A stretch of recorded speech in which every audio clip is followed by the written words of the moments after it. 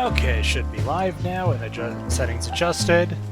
Welcome. This is my name is screen name at least Duva, but many can call me Hunter. No qualms in hiding that. But this is a game I've had in my back roster for a while that I've been wanting to play. And wow, the music is still very low. Let me turn that down even a bit more. I love the jazz, but I can't even hear myself. Okay, here we go. But yeah, here's a old noir mystery style adventure, and there'll be probably I'm not a furry, but comments or at least thoughts that will come through this. But looking forward to finding out where this takes us and finding out what mystery and horrible crime has occurred.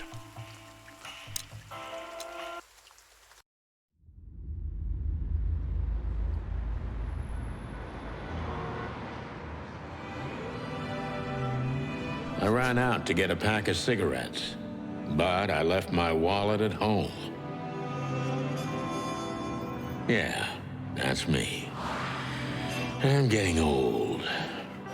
My name is Sonny Featherland, an investigator for 20 years, and once the star of the predatory division of the Clawville Police Department, one half of the legendary Chicken Police.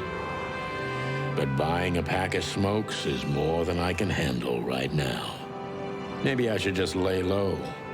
Yeah, I'll do that. The most colorful place in the wilderness. For all the gods, what bullshit. The last clucking color left this city years ago. And slowly I'll turn gray too.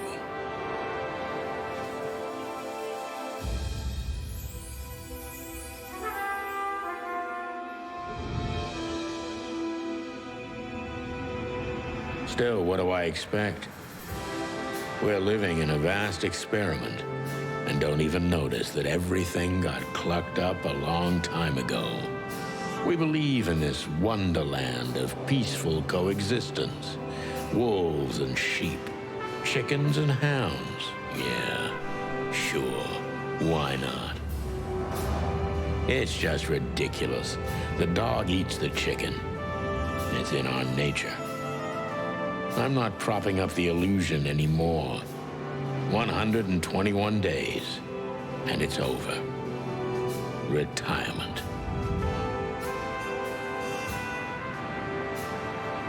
What could possibly go wrong? And that's a phrase that I never should say.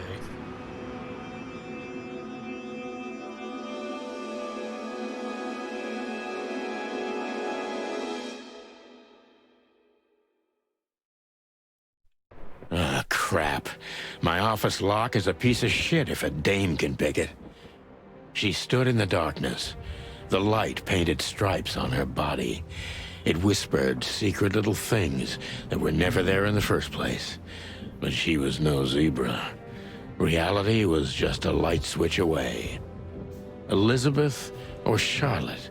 I was sure she'd have a sophisticated-sounding name. She had a bygone look in her eyes, older than this ancient building, and perhaps the whole city itself. Or maybe I'm just drunk. But she was the first womanly thing in my place for a long time. so I had to give her a chance. All right.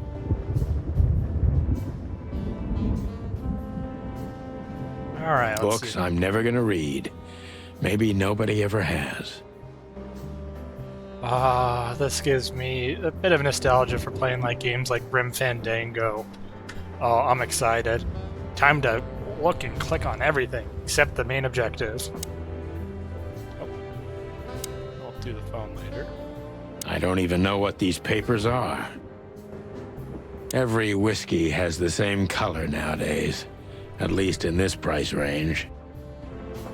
I promised myself I'd write a novel one day.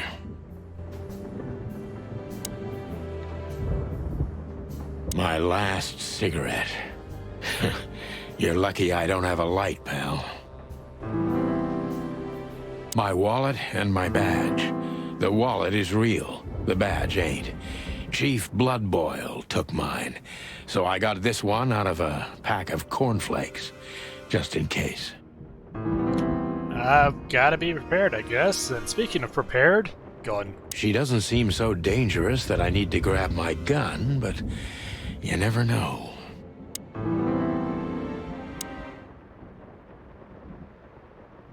I wanted to travel the world when I was a kid, but I think I'm gonna end up dead in here whether I like it or not. Let's see. I don't see colors anymore. Only emptiness. Everything faded. I need another drink. I think you've probably had enough if you're lost color to your vision. I don't even know where the key is. Whatever's inside is gonna stay there forever. If you want to replace the panes, it'll be fine. The Wild Gentlemen. Those guys rebuilt the city after the Great Fire of 867. My heroes when I was a little chick. I'm starting to think they should have left Clawville as it was, burned to the ground.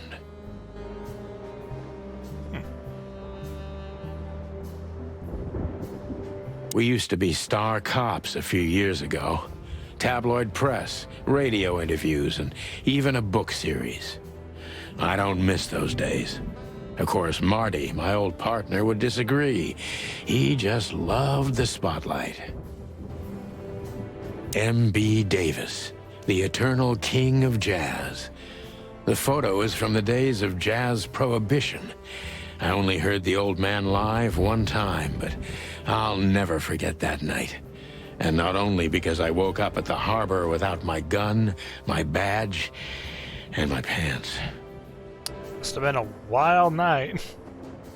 The good things in life don't last long. The best ones always leave first. I saw that in the window of a shoe store. I never understood it, or what it had to do with shoes. This is one of the most beautiful memories from my old life, before Molly left me and took our daughter. Alright, so he does have a family. Alright, turning on the light. Behind that door lies the kingdom of dirty clothes, cigarette butts, and empty bottles. I can understand the feeling of procrastinating cleaning a room.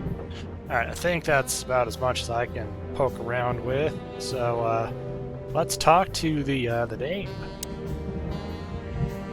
Who is this dame, anyway?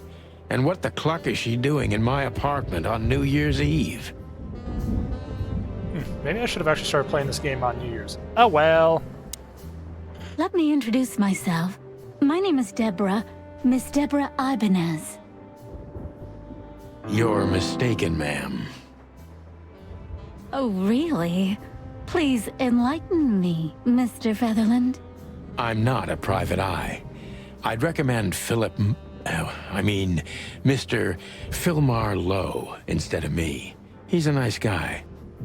Believe me, Mr. Featherland, it's not an accident I came to you. Look, miss, I work for the police, and I'm currently on leave. I couldn't accept private commissions even if I wanted to. Not even from a classy dame like you. Am I that easy to read? That's my job. But tell me, since you've invited yourself in, would you like a drink? I don't usually drink. Well, I've got to have one. And it'd be rude of me to drink alone. So, maybe some sherry? If you insist. But bourbon, please. Thank the wild ones. That's all I have. What a coincidence. So come on, spill it from the beginning. Ooh, what do we got here?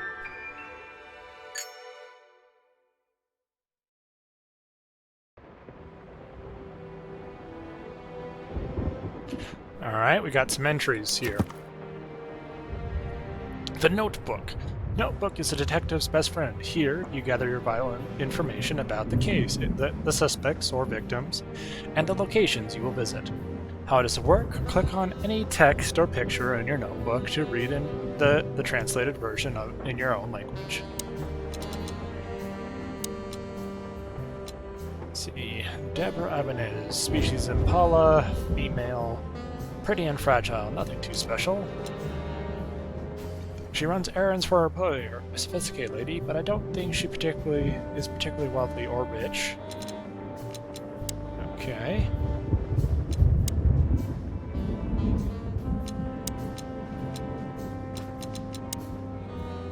Codex, Chicken Police, famous detectives. Okay. Let's see, Cardwell, the Wild Ones.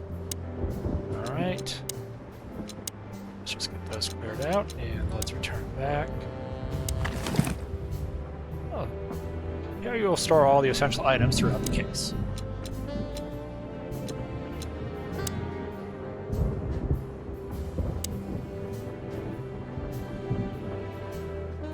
That's better. Now, if I understand correctly, your mistress is receiving threats. What kind of threats, exactly? It's a very strange matter. First, there were letters. Then it came printed on a wine bottle's label, sent as a gift. Then carved into a brick, thrown through the window. And finally, they painted it on the wall of the house in giant red letters. I think it's time to dig a little deeper. If you don't mind, I'd like to ask you some routine questions. Please, that's why I'm here. New function, questioning. Focus on what you know about the suspect. Is he or she a suspect? Concentrate on that. Suspicious, detective, meter. He's suspicious, I'm suspicious? Why are you suspicious? This fellow is rather suspicious. I need to concentrate on that. Probably suspicions. Okay. Gather impressions from the subject. Every impression adds a new question line. So many options.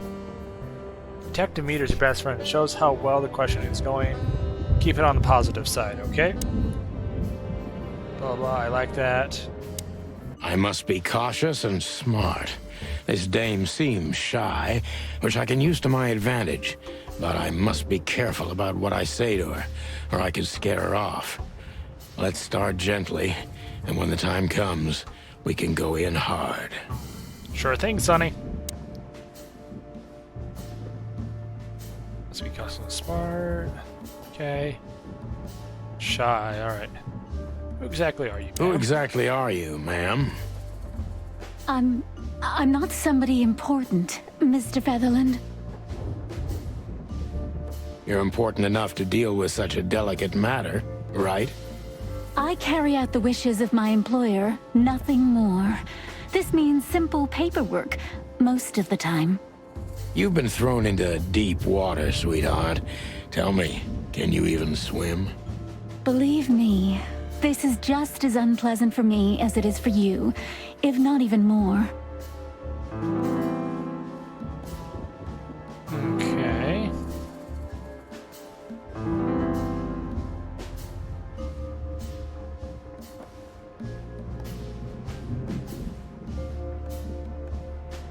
Tell me, which part of the city do you live in? Calavera Hills? Flowerville, maybe? Look, I don't want to answer that. I'm here on behalf of my employer, and not on personal business. Fair point, Deborah. Let's try a different approach.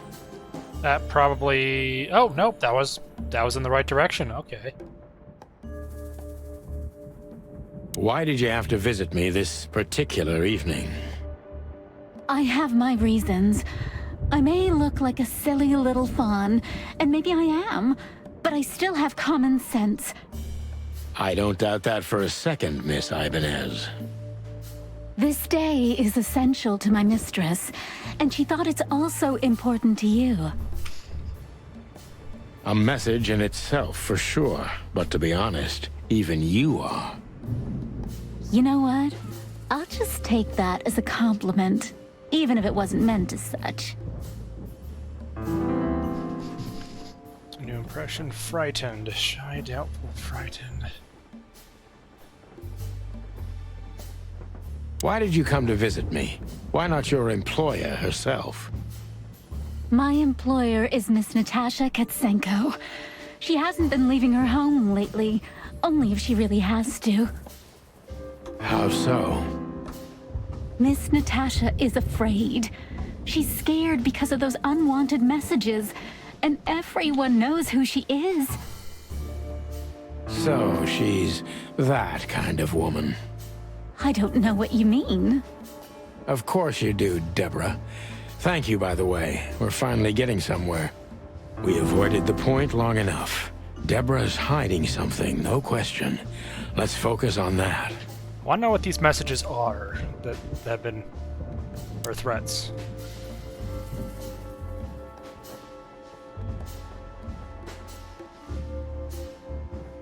What exactly did you expect by coming here to meet me? I expected your help, just like my mistress said.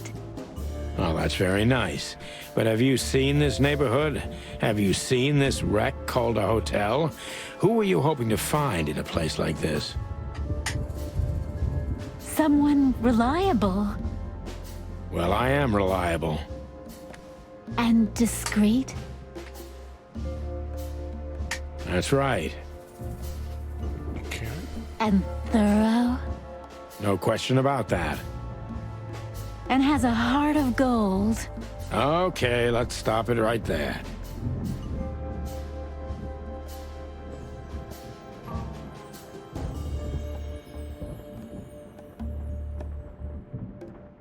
Are you in some sort of jam? Nothing of the sort. There are simply things better left unsaid. Yeah, but those things left unsaid can be very important. Then you're wasting my time. I trust your instincts. You'll manage it. Yeah, and I have no other choice, right? To be honest, no, Mr. Featherland. Not really.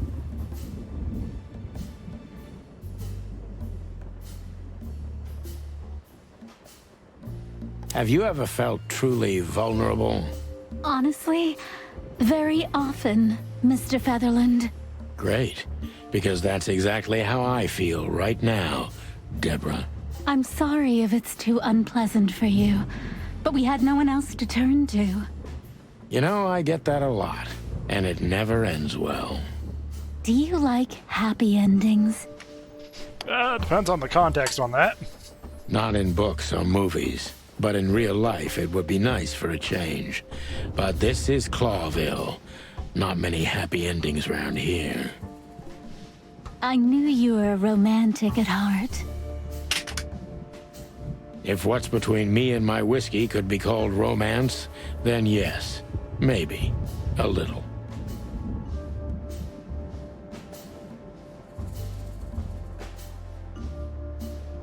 Tell me, Deborah, why should I believe you at all? Because my mistress trusts you.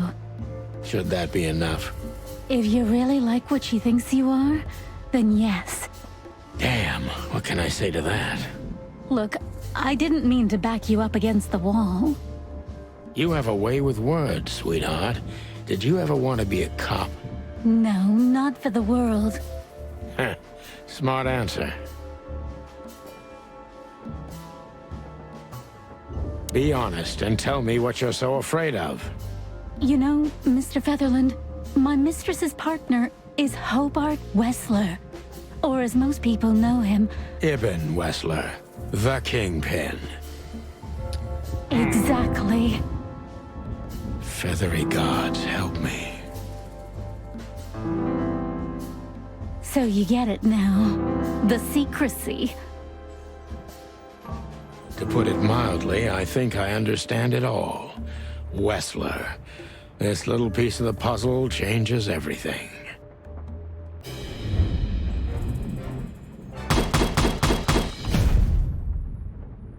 Focus actually, I would say that's pretty good for a first attempt. Let's see, final thoughts. Legendary chicken police back into action, still a bit weary, tarnished. Important clue: the employer's currently significant other is an infamous gangster, Ibn Wessler. Okay. Alright. Mysterious messenger, Mr. Employers are in charge. Employer, Natasha's current significant other, infamous gangster. Victim, a lady, targeted of some strange threat. All of them are written.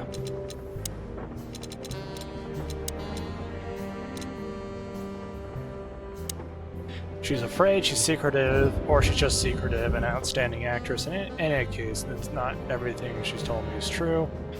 I'm pretty sure about that. Our employer currently bolsters the ranks of Ivan Wessler. To put it mildly, this explains the cloud of fear surrounding her. Tasha Ketseno Cat, female. She's remarkably green eyes. Definitely in trouble, so am I. She is the employer of Miss Deborah Inez, allegedly receiving serious threats. Currently the girlfriend of Troy's gangster, Ivan Wessler, explains a lot of things, mainly the excessive secrecy.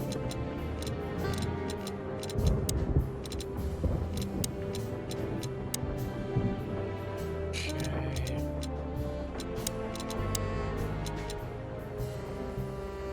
Hobart Ivan Wessler, rat, male, good-looking, charismatic, and a clucking gangster. One of the most well-known gangsters in Clawville. Real estate Mongol, a bank director, museum owner, distiller, smuggler, information broker. And that's only half of what I've heard about him. He has his dirty paws everywhere in the city's underworld. Alright. Why don't you take it to the police? Just go there and file a report. Photos, flashing lights, fingerprints, you know the drill. The evidence is very clear. Even a moderately talented detective could easily wrap this case up. Or just try the phone. 555-111. Please, take a look at this. Are we going to finally find out what the threats are? Well, okay. Let's see.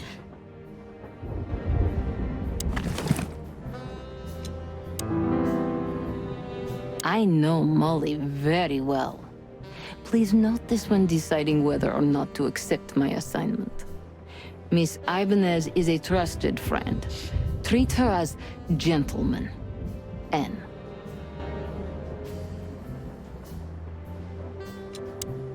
I know. Alright. I felt like I'd been hit on the back of my head with a blackjack. Reality tilted. Molly. Good gods. What was her name doing there? I glanced at the opposite wall, with the well-worn picture frames. Like an eternally dark hole in the wall. A missing piece. She was wearing a light silk dress and singing a lullaby. The waves caressing her beautiful long legs. Why Molly? Why now? Mr. Featherland? Santino, are you all right? What the hell is this supposed to mean? I don't know anything, Mr. Santino.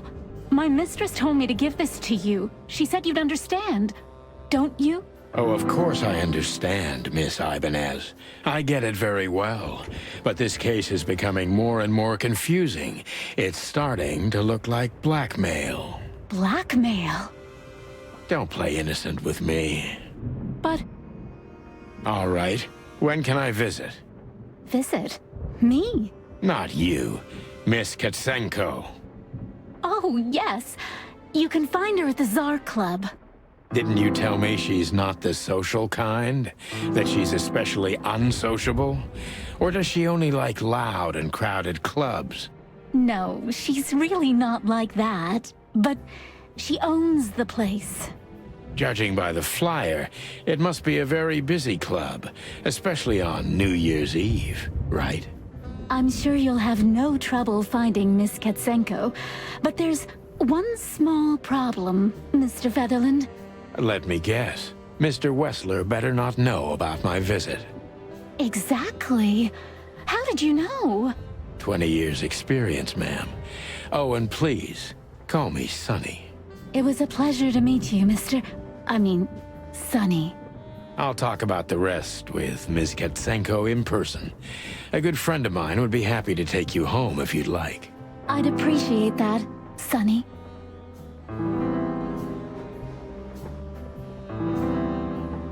Alright, got a bunch of things here. So,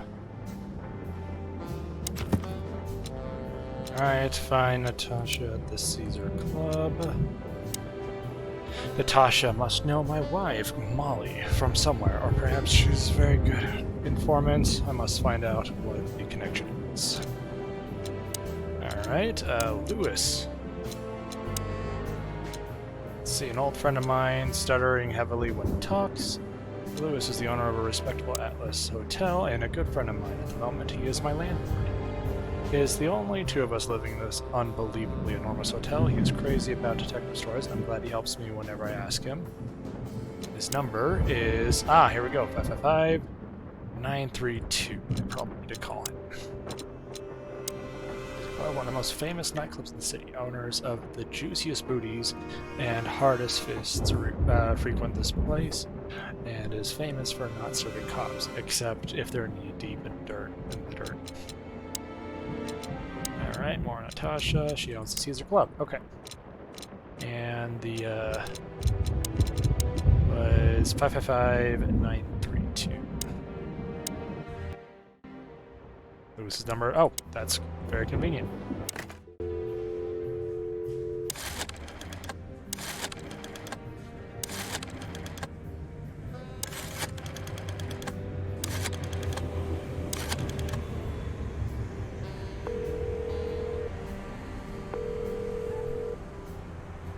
Hey, Lewis. Am I bothering you? No.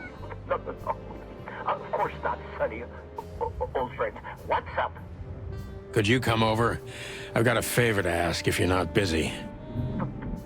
For you, anything. Just a minute. I'm now curious about the other number that Sonny recommended.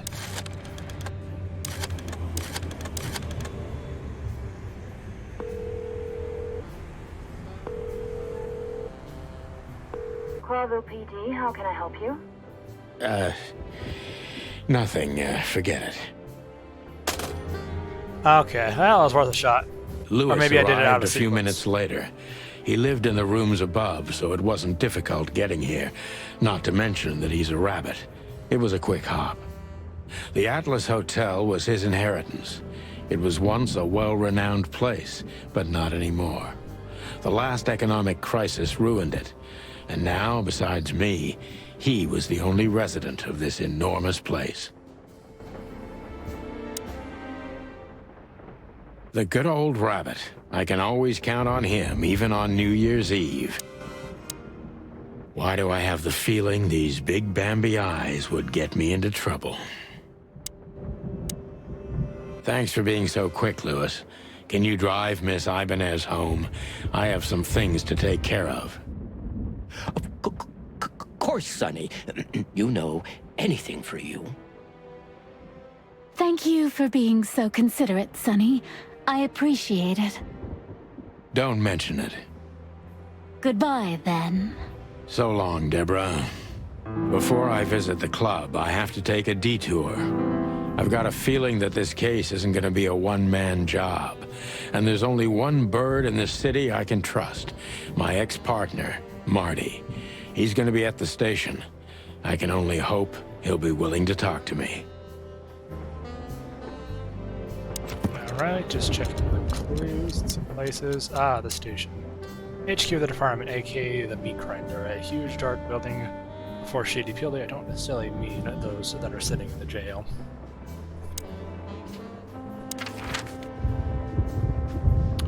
Scene types. Main scenes move the story forward. These scenes also determine which locations open or close down. You need to complete all these if you want to beat the game. Limited scenes. Limited scenes are open for a specific duration, which are determined by the main story's progression. If you are a completionist, be sure to visit all of them before moving on to the next scene. Closed scenes cannot be reached for the time being. This state often changes throughout the story progression and it can be temporary or permanent. Pro tip for the next main scene, if you're absolutely not sure you want to visit any of the available limited scenes anymore, you may not be able to visit them later.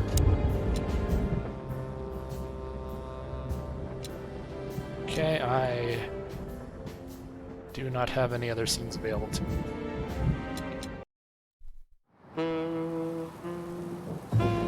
It was New Year's Eve, and I was driving, half drunk, risking my whole life's work. But still, it didn't feel any different. Every day was the same. And the 121 days I had left till my retirement seemed like an eternity. When I look out the window of the hotel room I call home, I see the same thing every day. A woman in a red nightgown dances slowly in circles to smooth music. The 9 o'clock show, with a glass of cheap bourbon and the red gown with the silent music. In the meantime, the proud city of Clawville is slowly eating itself alive. And we're still here, with nothing left to lose but our sanity, while others, the smart ones, had already gone. Molly. Does her name really upset me this much? All those years of solitude, and I still jump without question every time I hear it. And then there's Marty, my ex-partner, who hates me. But I know I have to speak with him, no matter what. Why do I feel like the past is watching me on this goddamn night?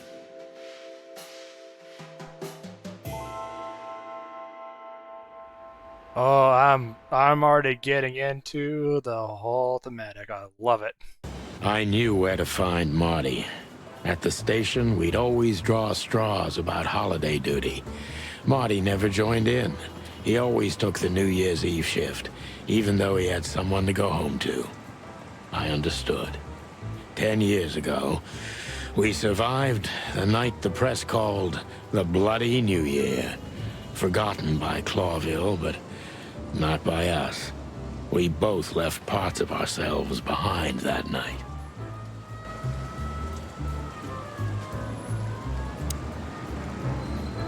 Phyllis and Royce. Two hedgehogs with an arrogance typical of novice cops. They're as prickly as they look. Officious little shitheads, but harmless. Well, look at that. Hey, Sonny, what you scratching out over here? I heard the big boss threw you out. Tough luck, boys. I may not be on duty, but I'm still a cop, just like you. Well, more than you. Hey, you don't have to be so peckish, old bud. By the way, you're in luck. Blood Boil's not in tonight. Malloy is in charge. Oh, gods. That clumsy buffalo is here tonight. If he doesn't end up in a cell again, he's lucky. You got it. You looking for Marty, eh? I see you're still the brains around here, Phyllis. Yeah, I'm looking for Marty. Birds of a feather flock together. I see you're still the funny guy around here. You'll find the giant feather duster at the shooting range. As always. Hey, Royce. I'm telling you this because maybe you'll be able to understand. If this prickly shithead makes another racist remark, I'll strangle him with his own raincoat. I'd love to see that. Hey, whose side are you on, you jerk?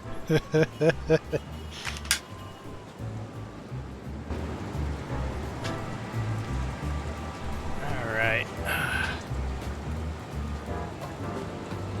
Back in the day, I used to patrol the city's streets in one of these. I don't miss it, but it used to have its advantages.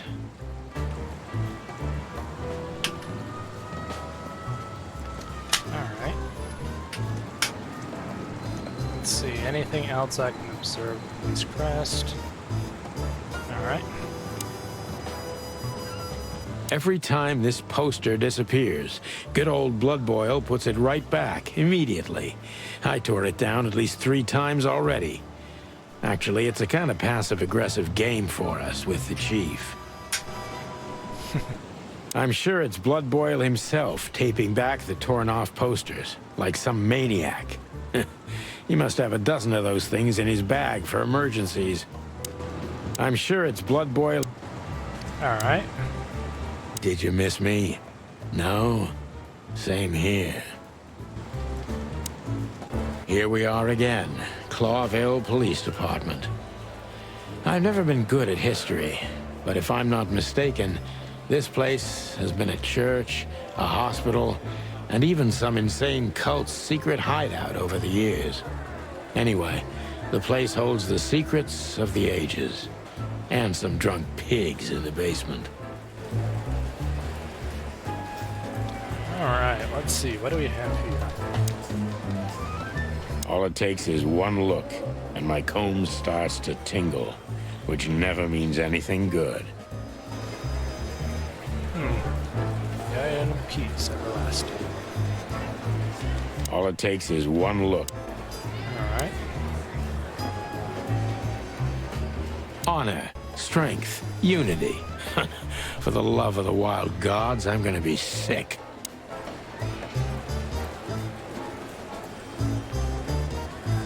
Alright, I think... Alright, let's see here. Monica Rosen. Receptionist in theory, but in reality, she's doing literally everything around here. Like the beating heart of the PD. She's too good for this place, even for this city. We used one of these as target practice once. Not out of disrespect, we were just too damn drunk. Marty drinks this shit. I've never tried it, but I'm pretty sure it's gross, and probably toxic. Mort Mardigan, a notorious deadbeat. Poor guy's been blind since his teenage years, but that doesn't stop him from running into trouble. What the cluck did he do this time? Detective Chow Hound Bosco. He thinks he's a real alpha, but nah, he's just a lapdog. One of Blood Boil's favorites, mainly because he's a dog, of course. Officer Jardine. They say she's clever, smart, and dangerous. We need more of her kind in here. I'm really not in the mood to meet Deputy Malloy, or any of my ex-colleagues from the Predatory Division. Alright, this guy's definitely got some opinions. Hey, Monica. Hey, Boss Bird. What are you doing here? Shouldn't you be celebrating somewhere? Every day's a holiday since I got out of here. I can tell. But what are you doing here? Are you here for a file? You know, I'm a little busy right now. Yeah, you could look after a few things for me, but first I'd like to talk to Mr. Big Beak McChicken himself. Those 2 prickly assholes told me he's emptying the magazines in the hole. Like always. And if he carries on like that, he's gonna use up all our ammo. So it would be nice if you drag him out of there. You know how this day is for him. For him? You know I didn't mean it like that. Yeah, I know. Okay, so just sign here and you're good to go. Thank you, darling. Don't mention it, Boss Bird. Alright, we'll look at that in a moment, but let's talk to our old comrade. This is gonna be a hard ride. Last time we saw each other, he had a smoking gun in his hand, and I was bleeding. I don't know how we can get past that, but it's worth a try.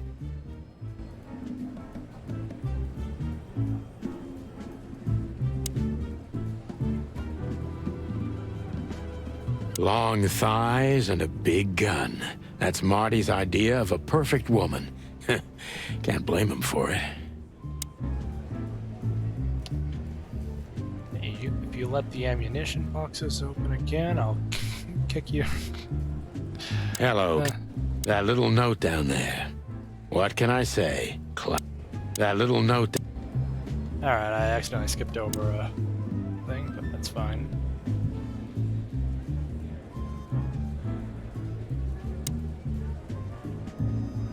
Her Majesty Big Bertha. Or rather, Big Bertha 2, because there was one before her. A sawed-off little broad, but we lost her in a swamp. Marty cried for a week. But once he saw this giant lady here, the balance of the universe was restored. I believe this piece is forbidden. Cops can't use it, but this is Marty's personal collection, so it doesn't matter. At least nobody has ever complained. Claudia. Tiny, dark, and angry, and hits you where it hurts the most. Tiny revolver with what looks like a big caliber. I know her well. Marty calls her Susie, and I have to say, this little she-devil pulled us out of many tough situations over the years.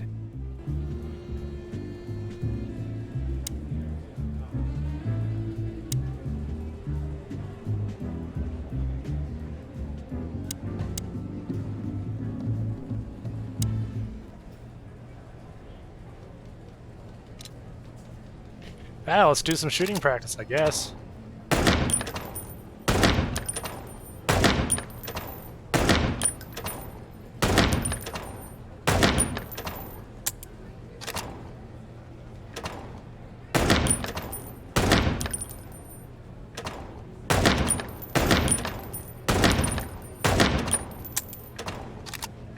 Ah.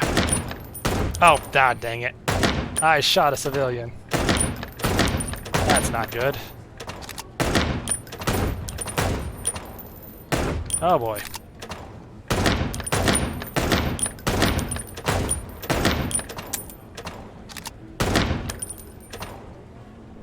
I want to try that again. Ooh, Marty's got a big score. Alright, let's see, I can do much better.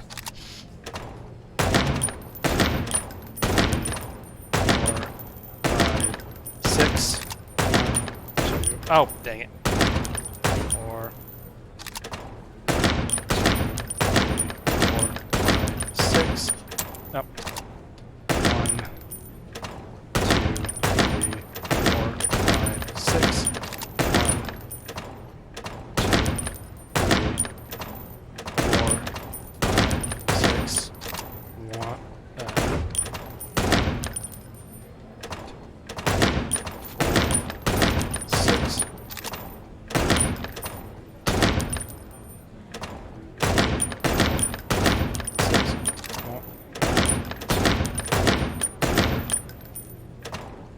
Six.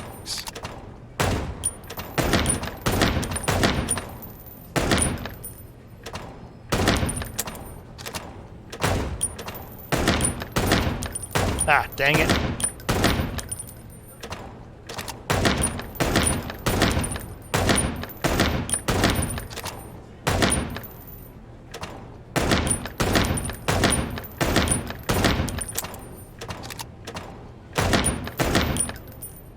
Doing much better this round. Might even beat the high score. Ah.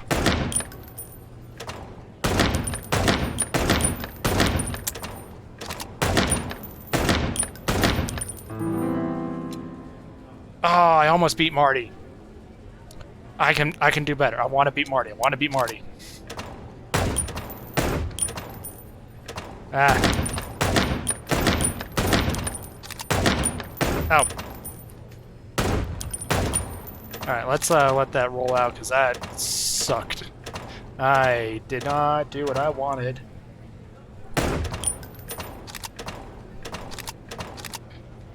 Alright, let's try that again. Okay, this time don't shoot the civilian. Ah. Ah, I did it again.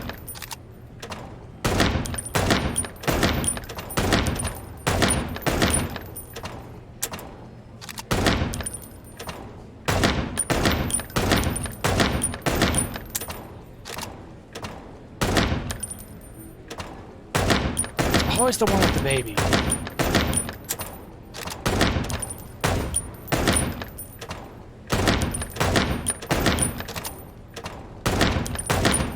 Oh, lady got right in the way.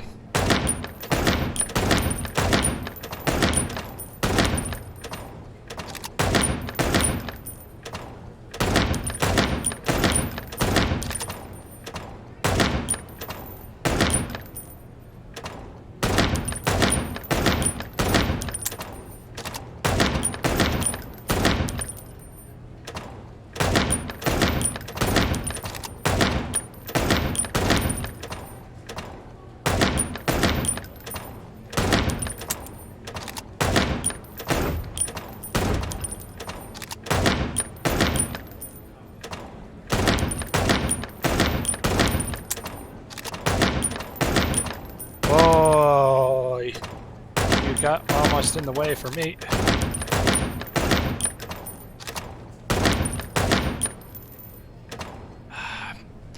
Alright, I gotta stop shooting the civilians. Here we go.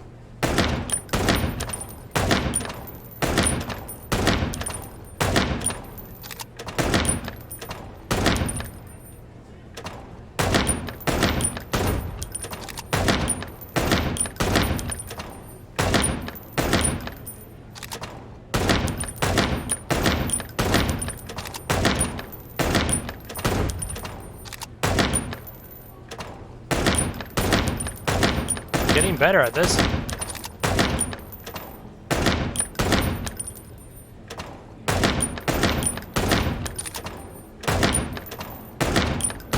Whoa. Man, this guy's a fast reloader.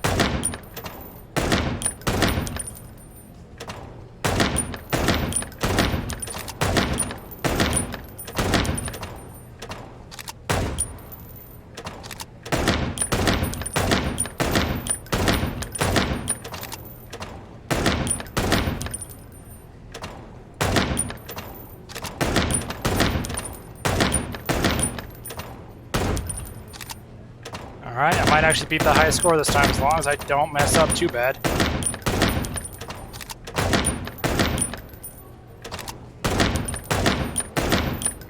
Yeah!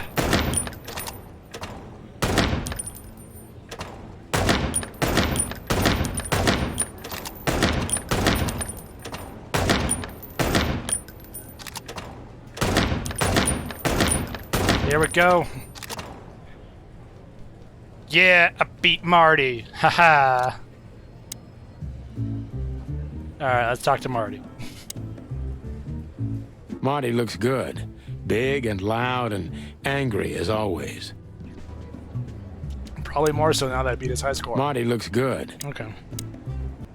Oh, whoops. Leave the shooting range. Oh. I want to talk to Marty. Hey, Marty. Oh, well, look who's here. Hello, Boss Bird. What, are you lost? This is the PD building, you know? Cut the shit, Marty. We're better than this. Well, at least you are. Better than anyone, huh? Marty, come on, let's forget that. What's past is past. Easy for you to say, Sonny. Damn it, Marty, you shot me, remember? I almost bled to death. Hell yeah, I remember. Unfortunately, my aim wasn't good enough. I need your help, okay? That's what you want to hear. Well, it's a start. Okay, I've said it. I won't do it again. Yeah, right. So, are you in? Just for tonight. Small case. We'll wrap it up in no time. What kind of case? A personal one. How personal? Very. The kind of case where if you come with me right now, you're not on duty anymore. Ooh, damn, Sonny, stop it right there. I'm in. That's it? Do you know how boring life is here without your stupid, reckless shit? Soon enough, I'll shoot all the ammo in here out of boredom.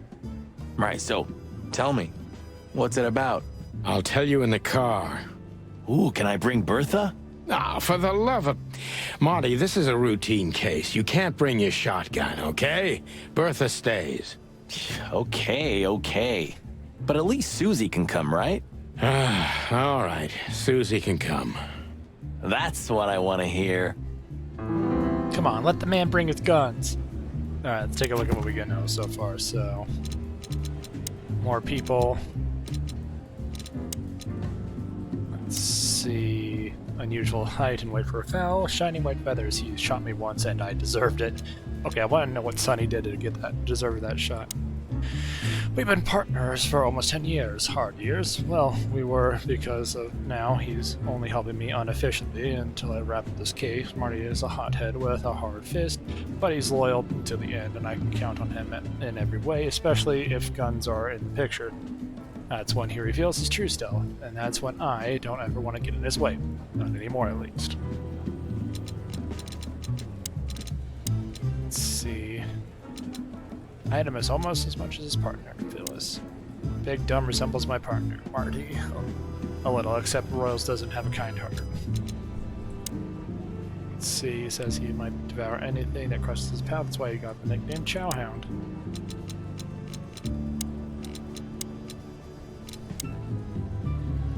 She can watch over 1,000 things at once, and she's an angel. He's old, blind, and an unrepairable wreck. The soul and heart of the puppet. She is a hummingbird in theory, but many say she's a real angel who fell from the sky. And I used to come to the stationery daily. Her presence was the sugar in my bitter morning coffee.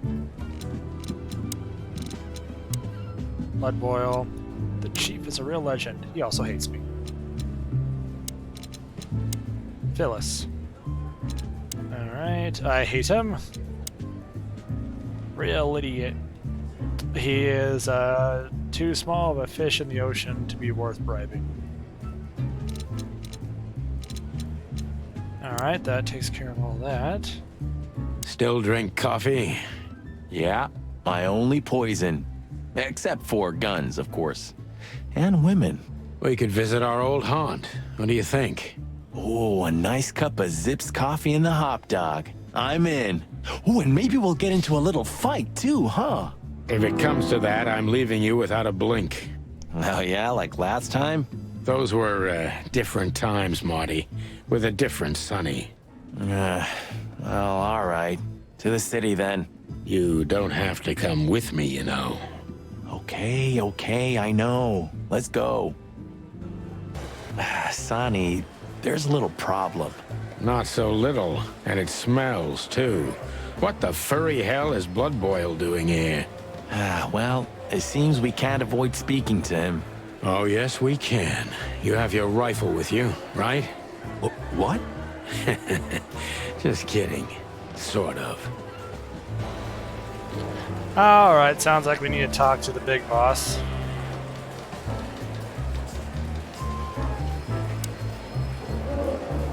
We're leaving, sweetheart. Stay safe, boys. I'm glad to see you two together again. I'm afraid you're alone with that. Hey, don't make me change my mind. You won't, Marty. I bet you can't wait to get mixed up in some serious trouble again. Yep, that's true. I'm serious, boys. Be careful out there. We're big birds, Monica. We can take care of ourselves. Mostly. Okay, but take care of each other, too. Will do, Monica. Yes, ma'am. Let's see. Oh, nope. Just looks like save is automatic, so... Oh, boy. Look at these two simpletons. They don't even realize their jackets are full of holes. Oh, For the wild God's sake, don't dare tell them. I already tried, but nothing happened. Figures. Hold on, let's go back in here, because I meant to actually... Because I'm curious what they have to say, so now I know right click pulls me out of stuff, so. The chief doesn't seem to be in a good mood, but he never is, actually. Oof, I gotta say, good old Bosco looks like shit. Yeah, like a beaten dog. Well, you, on the other hand, you just got older. Way older. Shut the clock up, Marty. Alright, let's find actually, I'm more curious about Bosco. What's going on with you, bud? I see you're swamped, buddy. I've sent the old lizard away. I don't need him to foul the air anymore. I hate his kind anyway. Well, because he's a reptile. No, because he's a good-for-nothing piece of shit. Oh, yeah, that's true. And you letting off some steam? Something like that. We'll go and check out some seedy joint. We're cops, after all, ain't we? And this is still Clawville. That's true, pal. Protect and serve. Yeesh, get a room, you two. Ah, shut up, Marty. Ooh. New function, ask, but teach me. I'm actually... What have you heard about the Hop Dog? Is it still standing? Yeah, it is. But I don't frequent that neighborhood. You shouldn't either. Things have escalated there recently. Oh no, it's become a bad part of the neighborhood? Who would have guessed? Why is it so quiet in here? Shouldn't it be a madhouse by now? The midnight madness is yet to come, Sonny. Just wait for it. My time's too valuable for that, pal.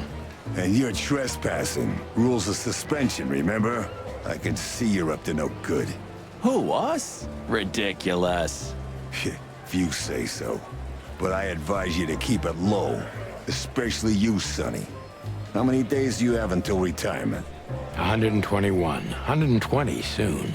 Don't be a knucklehead and get yourself fired. Thanks for your eternal wisdom, Bosco. I'm definitely coming to you again next time. Sonny's probably going to get fired at some point.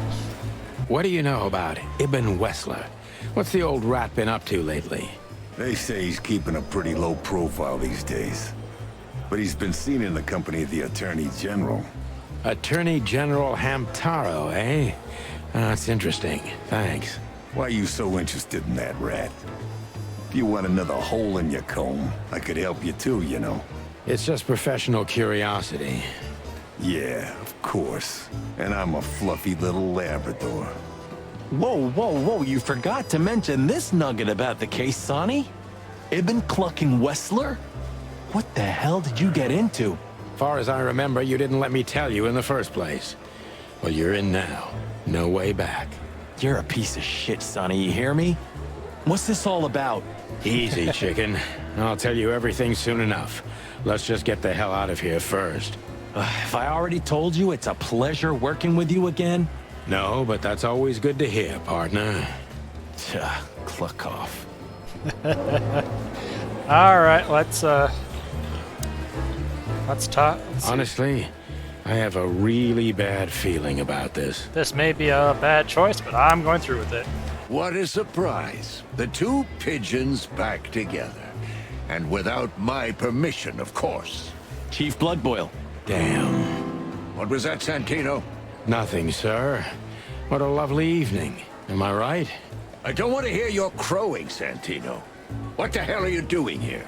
Hey, hey, hey, careful with the racist barking, old hound. Oh, it's getting hot in here.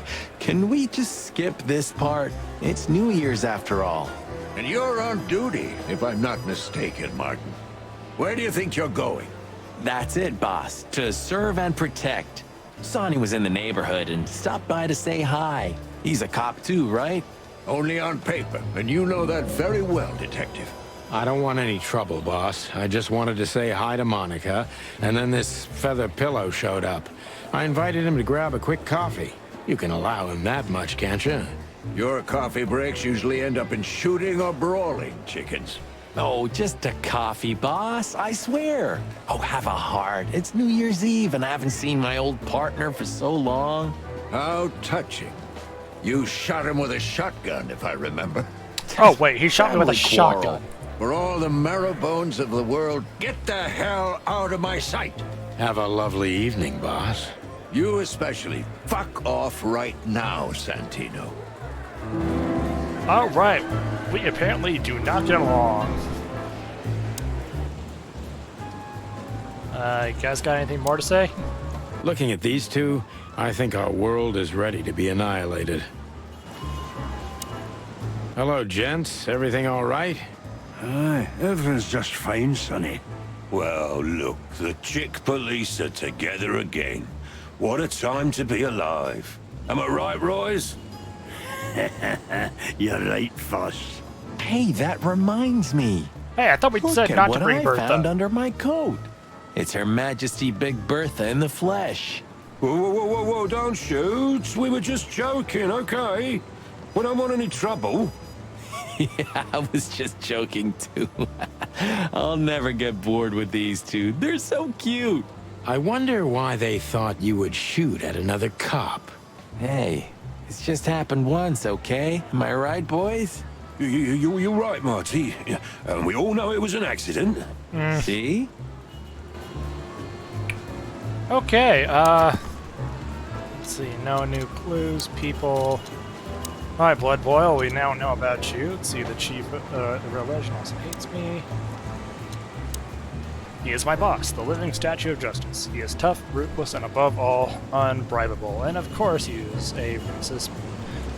But still, I don't want to be here when he retires to witness how chaos devours Clawsville for good. Alright, let's see. Murphy, old enemy because we're a friend of mine for years. Places. One of those famous nightclubs. Owners and juice. Okay, I've already got that. Hop Dog. Place is famous for exceptional coffee and exceptionally frequent whims that take place there. While it's not an insurance of life, and operating any joint outside of Roach Town. Codex, let's see. Proper district known as the Hive, or Roach Town, was once part of the city, became a walled-off ghetto where 98% of the city's insects population is forced to live. Currently, the biggest threat to the city are the riots and the Hive that have mostly driven the city-state into a brink of civil war multiple times already. Interesting, so the insects rule that area. Now we've got two options. Well, oh, we got three options, so let's go to Hot Dog, because that was what was The recommended. hop dog was like the last warning. You can still turn back. My eyes lingered on the sign. An enormous dog. Like a neon god with limitless power over cheap hot dogs, plastic hamburgers, and watered-down coffee. The cold light called me, but I didn't want to get out of the car. If we went in, we were all gonna be pancakes, kept together by cold syrup. Marty's worried look shook me out of my reverie. Oh, cluck. Was I talking to myself again?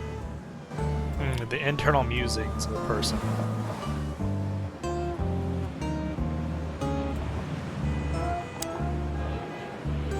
Are you sure that thing's a dog?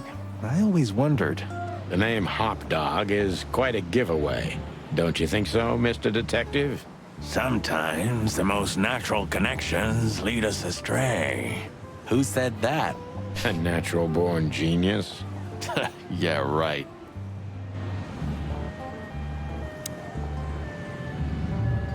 Peaceful, isn't it? Because the whole town's probably drunk by now. Maybe that's the only way it can bear itself. Doesn't it remind you of someone? Shut up, Marty. Got you there, old bird. Oh. Did this wreck belong to Zip? Well, it's a wreck just like him, so I guess it could.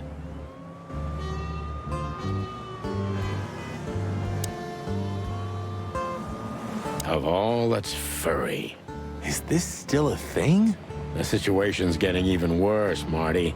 Have you heard how the young mothers of the Cobbler District are forced to make a living? I have no idea what goes on in the Hive, Sonny. I don't think I want to know. But you're still gonna tell me, right? Prostitution is the lesser evil. What's worse is that some folks have to sell their kids when they're still larvae. Wait, what? Why? They pay a hefty sum for each of them downtown. They sell them as gourmet food in the most expensive restaurants. Oh, I'm gonna be sick. We made this city, Marty. Clawville didn't do this to itself. Don't ever forget that. Oh, that's brutal. Alright, let's see. Look at the poor bastard. He's looking okay, Marty. Remember what we saw when we worked at the Hive? Wild ones. Don't even remind me. Trying to forget that shit every day. It's been even worse since. I guess you heard about the riots. Who hasn't? You know, people are afraid that the Great Fire will happen again, and those hive houses are pretty flammable. I don't speak of the devil, Marty. But to be honest, I have no idea how this insect matter can be solved. I do. We just open the ghettos and let the insects live among us like they did for centuries. Your heart is pure gold, buddy. But you know it's not that easy. Clawville isn't what it used to be. Hey, pal. Can you hear me?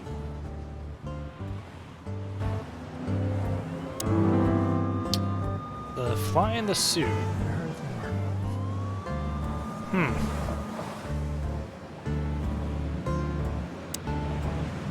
Is he deaf? I don't know. Maybe he just doesn't understand what I'm saying. Or he doesn't want to. That's also very likely. Let's try that one more time. Poor Bug Eyes. At least he's playing music. I mean, he's doing something. Most of the destitute take up drinking or drugs. Or worse. You know about the light. You mean the light the insects believe in? Yeah, their afterlife. If they want to go into the light, they set themselves on fire. Yeah, I've heard that. Maybe it's not a bad way to go. That depends on your point of view. Alright, now I'm curious about one more attempt. Poor Bug Eye. Okay, At least that's the end of the you chain. mean the... Yeah, that depends. Alright, well, let's go in and get that coffee. Ugh, the place is deserted. Poor Zip. You're right. Yeah, the guy's middle name is Bad Luck. That's for sure.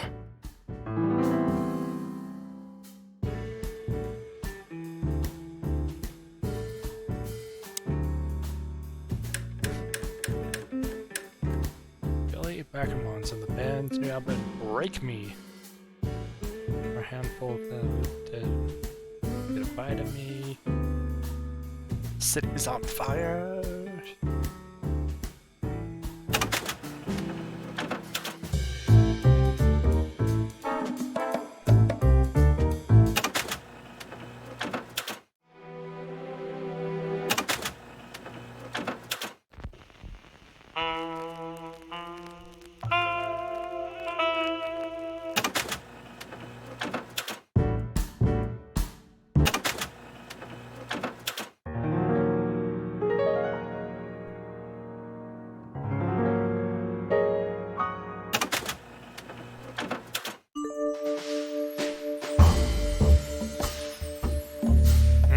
Like the bass on this. Oh, it doesn't carry over. Okay. We'll have to come, if we have a chance to come back and listen to that later. I definitely want to. And voila, the master himself. What a finch. Sonny, he's a pigeon, not a finch. Don't make me angry, Marty. Okay, I was only joking. In another life, I'd love to be a rock star. You're already one, Marty. For me. Ah, thanks, boss.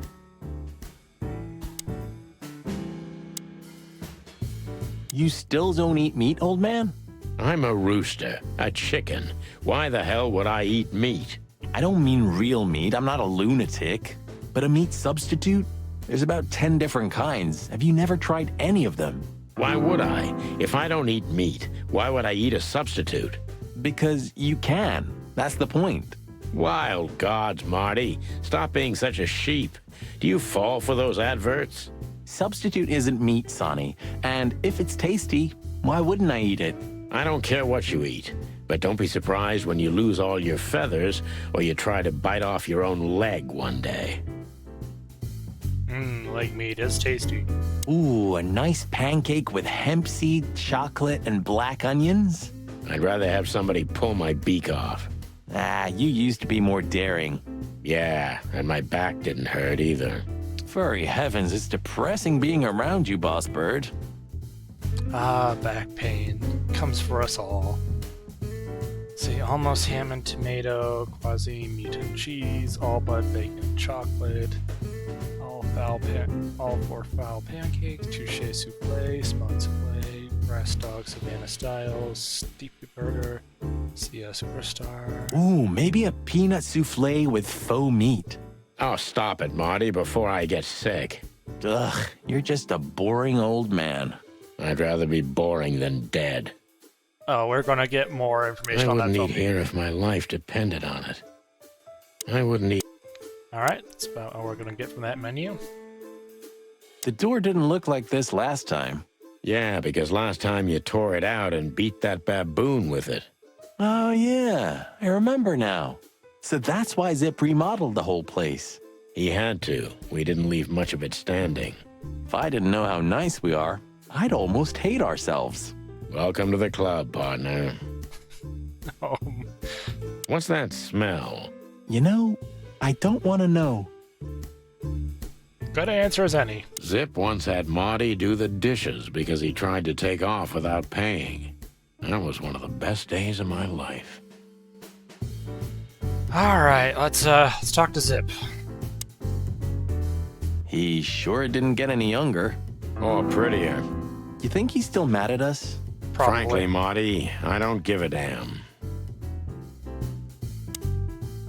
Hello, boys.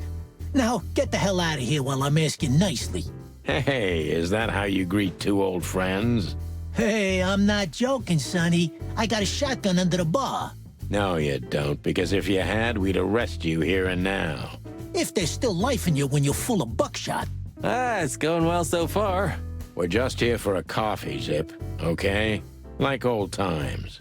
Nothing's like old times. Haven't you noticed? Yeah, as a matter of fact, it's quite noticeable. Shit. All right. And where'd you blow in from? We haven't been anywhere yet, but we're going somewhere. Everybody's going somewhere, right?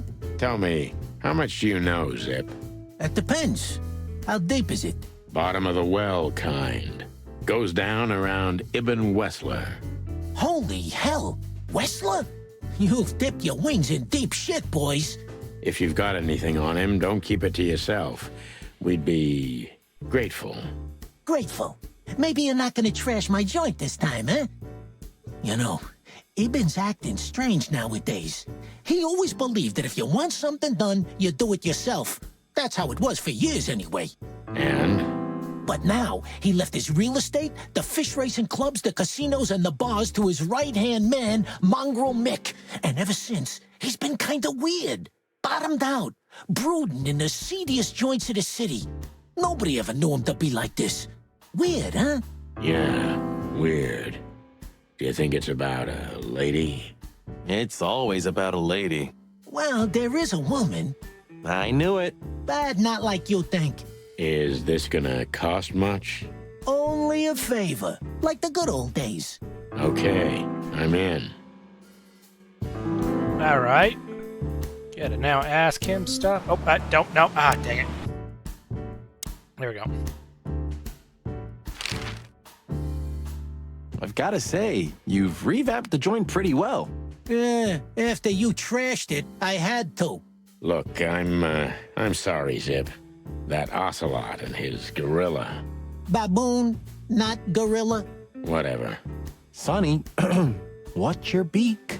So you owe me one until about the end of time. But I'd settle for you washing up here for a few years after retirement, Sonny. Mind your tongue, furball. Ha! Alright. You didn't get any younger, pal.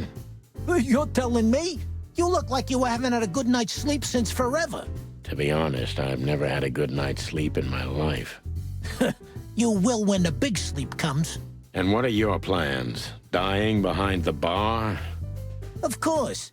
You got a better idea? A couple, yeah. But somehow this suits you. You know what? Your mother's a goat. At least Zip has his a plan set up for how he wants to go. Alright. Have you ever been to that place? Of course, 100 times. Everyone who matters in this city's been there. Sorry, guys. But then, it had a different name and a different owner. Business affairs, right? Yeah, that was the dark era, Sonny. I don't want to talk about it. Roger that. So, Ibn's gone insane. Love will kill you in the end, they say. Seems like everyone's in a poetic mood today. You're one to talk, by the way. Huh? Why? All right, So, now our about clients. that woman. Is she really that dangerous? What woman isn't, huh? No, Zip.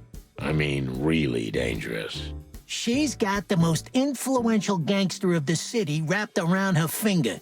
She calls him her little furball. How dangerous do you think she is?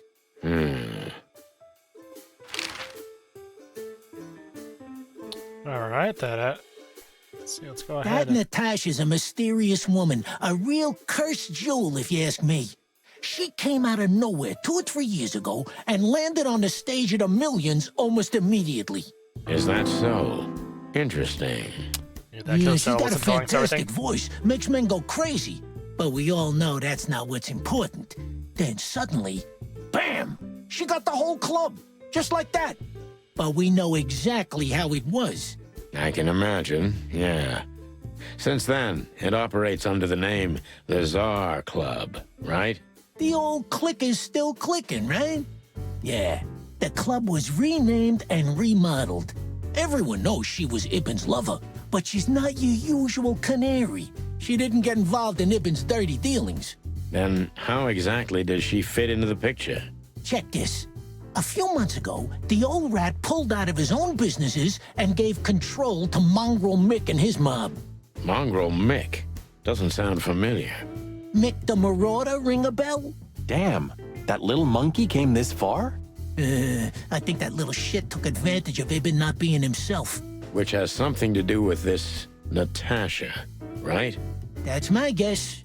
Thanks for this straight dope, Zip. We owe you one. One? You owe me the price of a new coffee shop, remember? Okay. Whatever you need. Just call us. I clucking will. Thanks, pal. Hey, I'm not your pal, Marty. Alright, can we still get that coffee by chance? You sure talk a lot. And maybe the past is haunting me. Once a rat, always a rat, right? Aw, come on, Zippy. Don't be so hard on yourself. You got out in time, and you've been living an honest, ordinary life since then, haven't you? Yeah, right. How lucky am I, eh? It's more than what many others get, believe me. Alright, we got some information then. Alright, let's, no new clues, but people we've got more things on. Let's talk about Natasha. Alright. She was the singing sensation of Millions, later became the owner under Ibn's patronage. Not much she's known about her past before this, though. Alright, he's been acting quite strangely recently, as if trying to withdraw from his own shady business to live simple life with simple pleasures. That wouldn't be a problem in itself, it's just isn't like him. Let's see, and then... Zip. A lot of stuff. Well, then and me became good friends over the years. Could now get a picture of him. Used to be a small-time criminal, but the underworld pushed him out, and now he makes the best coffee in the whole city in a rundown roadside rest area. Oh, and he's also proved to be a rather useful police informant. Zip is getting old. He still has his connections. It's worth questioning about everything, but time has its way with him too. Zip is delivering information to Ibn up to a couple of years ago. He was already working as a police informant then. He may have been reporting both sides. This sneaky little individual. Alright, Codex. Let's see. Greater Fire of Conroe. Not long after the Meat War, following the economic crisis in 893, a fire almost destroyed the entire city of Clodsville. Originally in the Ratwell district, not even the River Times was able to stand in its way. Fiery incarnate, after which the city had been built against them, almost from scratch. Meat substitutes. Meat replacement or meat substitutes foods made it possible to reduce meat consumption, predation, and domestic cannibalism in the whole wilderness. These products are widespread nowadays and not only popular with predators, but also with all kinds of animals. Nick is one of the most infamous henchmen of Ibn Wessler, known by many rather scary nicknames, thanks to his cruel nature. Sonny and Marty have crossed paths with Nick before. It took a lot of effort to get out of those encounters with feathers intact. Alright. Actually, hold on. Do you have anything to say now? Poor Bug Eyes. Alright. At least he's playing music. Okay. See, that progresses. Let's see. Let's go back to the hotel. Yeesh. My condolences, pal. I see your cleaning lady died. Yeah, she set foot in the bedroom once. I haven't seen her since. I didn't dare to go after her. Oh, I wouldn't want to go in there either. But what's that smell? Cigarettes and whiskey. Yeah, with a hint of dirty laundry, but no, this is lavender? Ah, that. Now, that's got to be the Ibanez dame. You know, the broad who gave me the letter. And the job, obviously. Ah, pretty, huh? I can smell it. She's an exotic, too. An Impala, maybe? Furry hell. That's why Chief Inspector Bloodboil hates you so much. He's jealous because your nose is better than a clucking bloodhound. The bitter old dog. He just hates all foul. Yeah, true. Except for Monica. Monica's a fairy, not a bird. So, what now? Well, let's gather my stuff and head to the club. We gotta find out who this Natasha is and what she wants from us. I mean, what she really wants. After you, Boss Bird. I wouldn't like to touch anything in here anyway. If it's okay, I'll just stand around and stare out the window. Sure, just do it quietly. Alright. Already grabbed my stuff there. Have you started on your great novel yet? I've already started working on my will, but I realize I'd have to leave everything to you, so cluck that. Huh, pity. I've always wanted a chicken coop smelling like old socks and bourbon. You'll have to earn it first, Marty. Maybe in another life. I don't think there's a... It would be best to board it up. It'd go well with this rundown neighborhood. It may be run down, but somehow I still feel like it's honest. Sure. You could live in Cockroach Town. That's an honest place, too. Has a similar stink. Believe me, Marty, I thought about it. Why am I not surprised? Is there anything else I'm missing here? Because it mentioned... My wife took all the good ones. You know, this city's outgrown us. Why do you say that? Well, don't you feel it? The whole place squeezing you. The polluted air, the sirens, and the smell of cordite. Don't be such a drama queen. It's not the world that's changed, it's us. Clawville's Clawville. We're just getting older. No, there really is something. You know the feeling of foreboding, of something wrong, of something bad on the horizon. You're screwing my mood. Yeah, but I'm not sorry. No shit. Alright. You're getting older, Marty. You look like shit. Ah, gee, thanks. I thought angels don't grow old. Ah, leave it, will ya? Sure. Boo-hoo.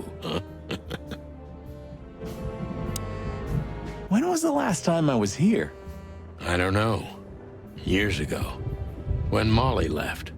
Whew, that was a wild night. Yeah. You know, Sonny, you can call me. Not just when you want to investigate some shady case from a shady dame and you need a big meat shield to cover your ass. Times have changed, Marty. And I don't call anyone. All right, Boss Bird. Whatever you say. New function ask. Okay, here we go. This is what we're for. Oh, hi, Mr. Sinclair. How are we? Sinclair is doing fine, thanks. Anyway, you still talk to your guns? Yeah. And so what? Other animals talk to their plants. Crazy, isn't it? At least a gun has a soul. And it's useful. I can't believe you're allowed to walk around freely, Birdie. Oh, if you only knew what I'm packing right now. I don't want to know what's under your feathers, Marty.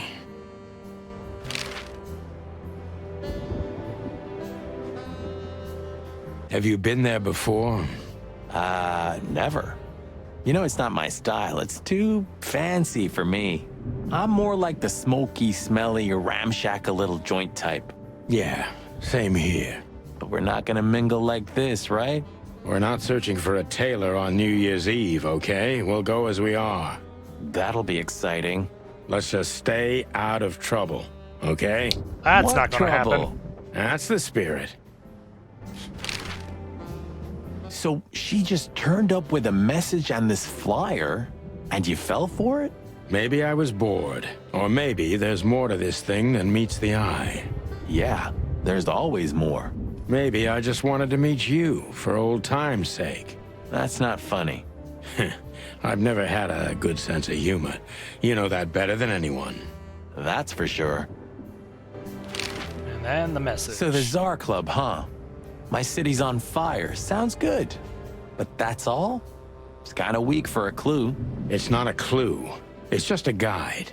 By the way, it's New Year's Eve. We deserve some fun, right? Well, that's true. But it's never that easy with you, Boss Bird. There's something you're not telling me, right? Nothing important, Marty. Yeah. If you say so. All right. So, am I staring quietly enough? Well, the floor's creaking a bit when you shift your weight, so, You're an asshole.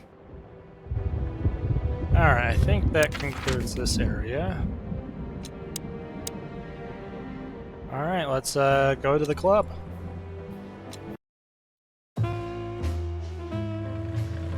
Midnight had passed, and the intoxicated madness kicked in. We could only crawl along Shalva District's main street toward downtown. The city's heart beat differently. Ancient buildings were defaced by neon signs and billboards, like half-drunk lovers on a fine leather sofa. Great old houses neighbored by garish modern blocks. A place that makes the head hurt. The Tsar's huge neon sign was visible for miles.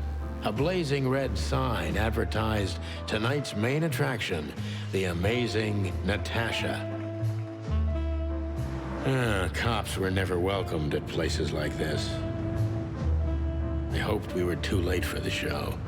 We had to be inconspicuous, but it was never easy with this bird mountain by my side.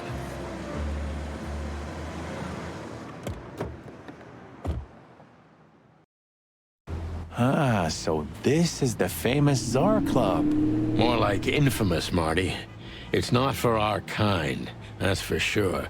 And I don't mean that they don't like foul here. Well, at least we don't have to be afraid that they see you as a detective, Boss Bird.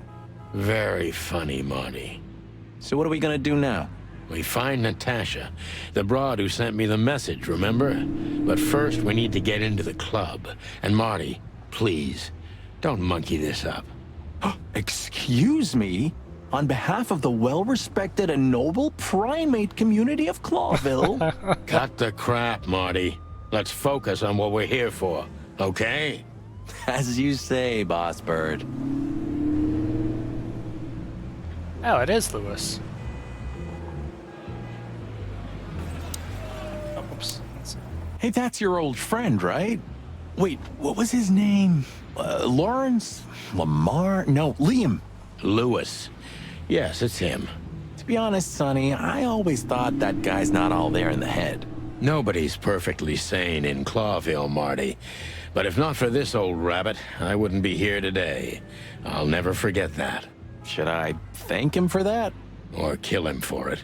You're reading my mind, boss. Alright.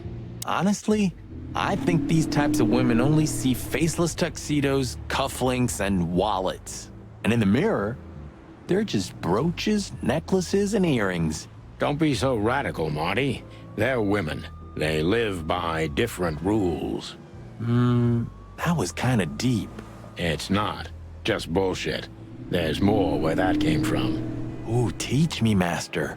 When you're old and wise like me, you'll realize none of it is worth a damn thing. Wait, that was deep again, right? Maybe it was, Marty. Maybe it was. Amazing. Do you remember when the Clawville Chronicle was a really high-quality newspaper? You mean when they wrote something about us daily? Yeah. What exactly happened to them? Well, they got bored with us, Marty. And to be honest, so did I. But still, here we are working together again. Funny, huh? Yeah, hilarious. I'm not talking much, but man, I'm enjoying the story so far. Huh, I like this. Why is that? I don't know. 'Cause it's moving, I guess. You're a simple bird, aren't you? Yes, I am. Epur si muove. Oh, bless you. It means, and yet it moves, bird brain. An old wolf named Galileo said that. Oh, I see. And what did he mean by that? Dunno. I think there was something wrong with his stomach. Ouch. Epur si muove. Oh, bless you. It means... Right, now more from the advertisement. One day, neon signs will cover the whole world, I'm telling you. You read that in some kind of science fiction book? No, it's just what I think. Oh, so you have your own thoughts now. The world's really moving forward. Cluck off, Sonny. Eventually, neon will be replaced by LEDs. Sonny, my dear friend. Hi, Lewis. This is my partner, but I'm sure you already know. You have no idea how happy I am to meet you, Mr. Marty. I'm a big admirer of your work. Pleasure's all mine, Lawrence. Lawrence? Anyways, so, the legendary Chicken Police back together? Isn't it amazing news? Don't ruffle my feathers, Lewis. Those days are long gone. We're just here for the entertainment. Or something like that. I see. That's a shame. See you inside? I have something to do, my pal, but I'll try to make it for the main event. Okay then. Catch you later, pal. Alright, and the Stork Lady, we just don't get any more. Let's see the poster. You know, seeing this, I can't wait for the show. The girls? New Year's Eve's once a year, right? And we're not on duty. Have I asked how Laura's doing? Whoa, hey, I was just kidding, okay? My relationship with Laura is unwavering, like the rhino beauty on this picture. Interesting taste you've got. Feathers, scales, or dermal armor, a lady's a lady, my friend. Thank the wild gods for self-sacrificing gentlemen like you. My city is on fire. This is it. It was on the flyer from Deborah. Maybe we'll get to hear it, if we're unlucky. From none other than our secret employer, Natasha Katsenko. Ah, a job with benefits, huh? Don't be tasteless. Oh, I get it now. The title. Do you think it's about the Great Fire of Clawville? Did you ever think of being a detective? Ah, very funny. My city is on fire. This is it. All right. More on that. Whoa, look at that. Isn't that the new... It is, Marty. A brand new 942 Silver Hawk. Haven't seen such beauty since I left Averia. Of all that's furry, whose is it? Maybe it's Ibn Wessler's. I guess he's no paper tiger. Yeah, he sounds like a fellow who drives around in one of these. Lucky bastard. Alright, and I think that covers all the things I can stare at besides the bouncer. Jeez, look at that guy. That's not a guy. That's a demon. Straight from the dog-eared pages of a cheap detective novel. Yeah, I bet his name's Bill. Nah, he's definitely a Bob. $5 for Bill? Okay, I'm in. Alright, let's find out who gets the $5, and I'm assuming both of them are wrong. Howdy, pal. Gentlemen, how can I help you on this wonderful, chilly night? We're expected in the VIP lounge. My apologies, but I don't remember ever seeing you gentlemen here before. May I ask? Stop right there, big guy. I get it. Yeah, I know exactly how this works. So what do you have to do to get in? Nothing's easier, sir. Are you on the list? The list? Yeah, don't tell me you forgot. I'm afraid I did, Marty. Sorry, big guy, but I'm pretty sure we're not on the list tonight. That's a shame. I'm really sorry, sirs. In that case, you can't come in. Yeah, right. Thanks. My pleasure, gentlemen. Alright, we gotta ask him some stuff. Say, big guy, you know Mr. Lewis Hayworth? But of course, Mr. Hayworth is an impeccable gentleman, and also a frequent visitor of the club. Is that so? Good to know. And? I'm afraid that is all, monsieur. What can you tell me about the first lady of the place, big guy? You mean Miss Natasha Katsenko, sir? You're right on point, pal. Nothing you don't know already, sir. Just try me. Well, she owns the place. And, that's it? Well, that's, unbelievable. Pardon, monsieur, but I'm not permitted to say anything more. Well, at least he's doing his job right. Look, I really don't want any trouble, but... It is even more inconvenient for me, sir, but this place doesn't like, coppers. Forgive the slang. I can't let just anybody in, and there are some I am strictly forbidden to. Please, you have to understand. Listen here, you cow. Do you have any idea who we are? You ever read the papers? Of course, I know who you are, sir. I read the news and more, and I must admit it's an honor to meet you in person, Mr. Santino Featherland and Mr. Marty Machikin. The Bell of the Pantheress is one of my favorite books. Oh my God, not the books again. So it would be terribly inconvenient for me if I had to use force on you, gentlemen. At least he's a respectful enjoyer. What did you just say? Relax, Marty. This guy has chicks like you for breakfast. Thanks for the information, pal. Have a nice night. Thank you for understanding, gentlemen. And forgive me for my austere composition. No problem, Shakespeare.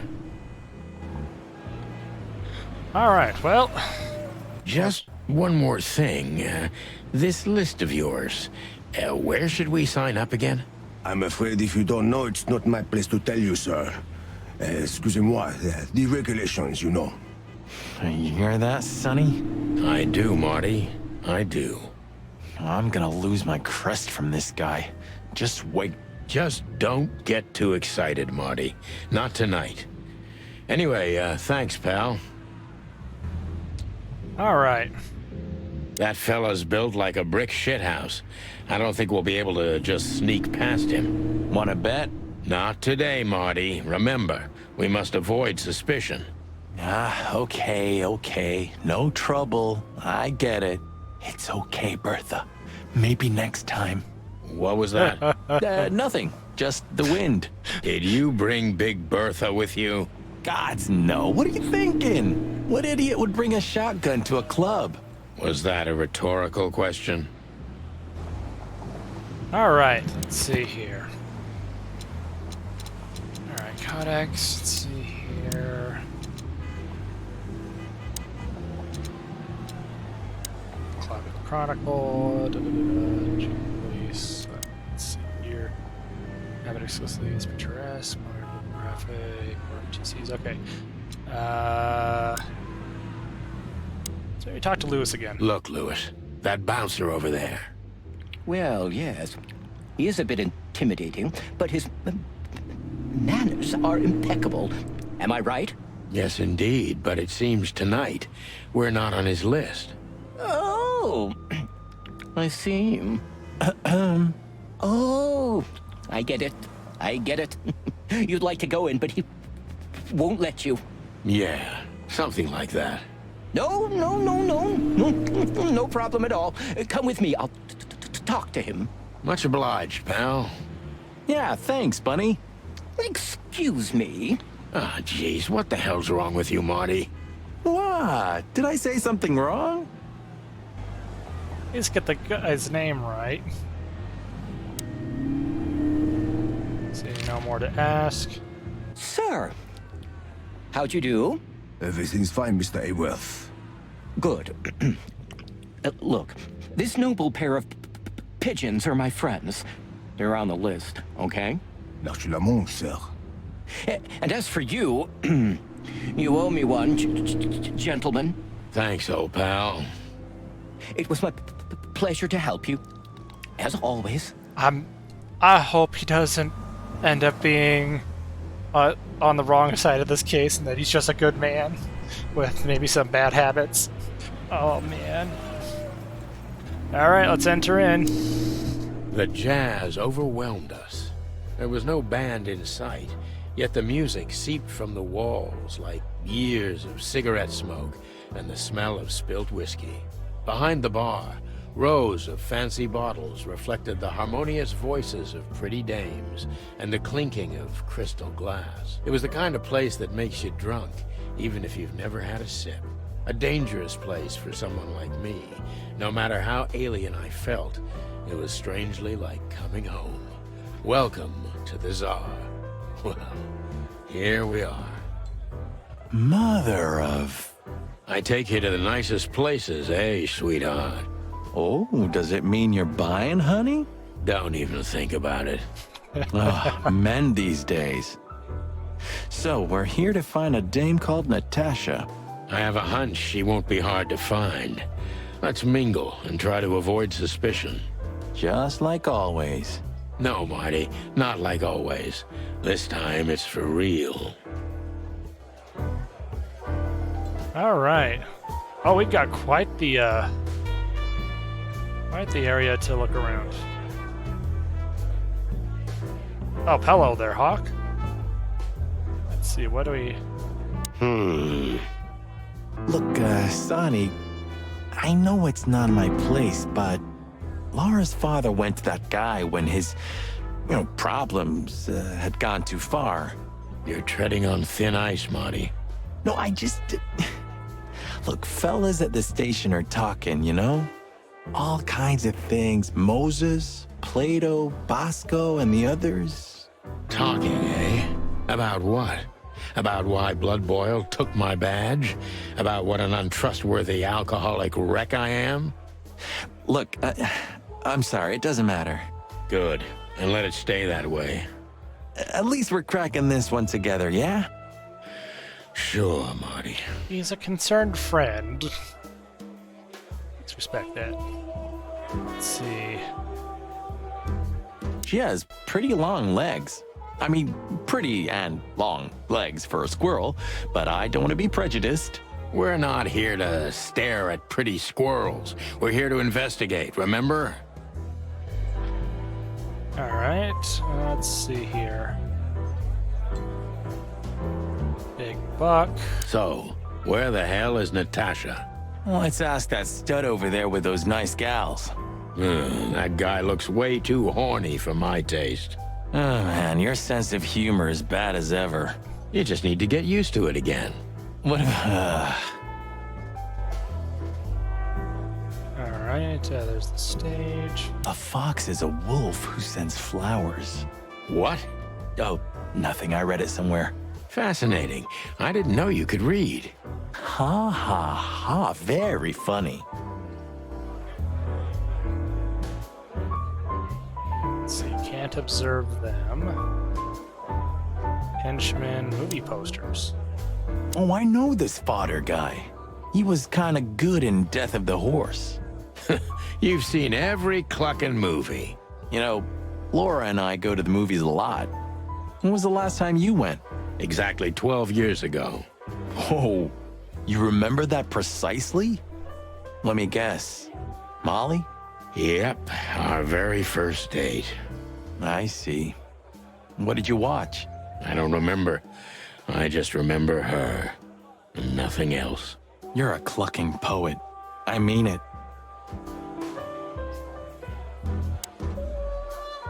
Let's see. Oh, there's a bunch of posters. Ooh, I've seen this. Hicks Poodle plays a private eye, hired to look for a woman, then gets into some kind of blackmail thing that's connected to the first case, and... Hey, Marty? What, yeah? I don't give a shit. It's a classic, and kind of reminds me of the situation we're in right now. You don't say. So? I don't know. A mysterious case, a mysterious woman, strange threats, some off-duty investigation. So? Like, think about it. What if we're in a movie, and this whole mess is just fiction? Marty, I think you're having a nervous breakdown. Or he's closer to the truth than you realize. You think this is one of those movies where the femme fatale gets everything in the end and the poor detective's left stranded? Yep, just like life.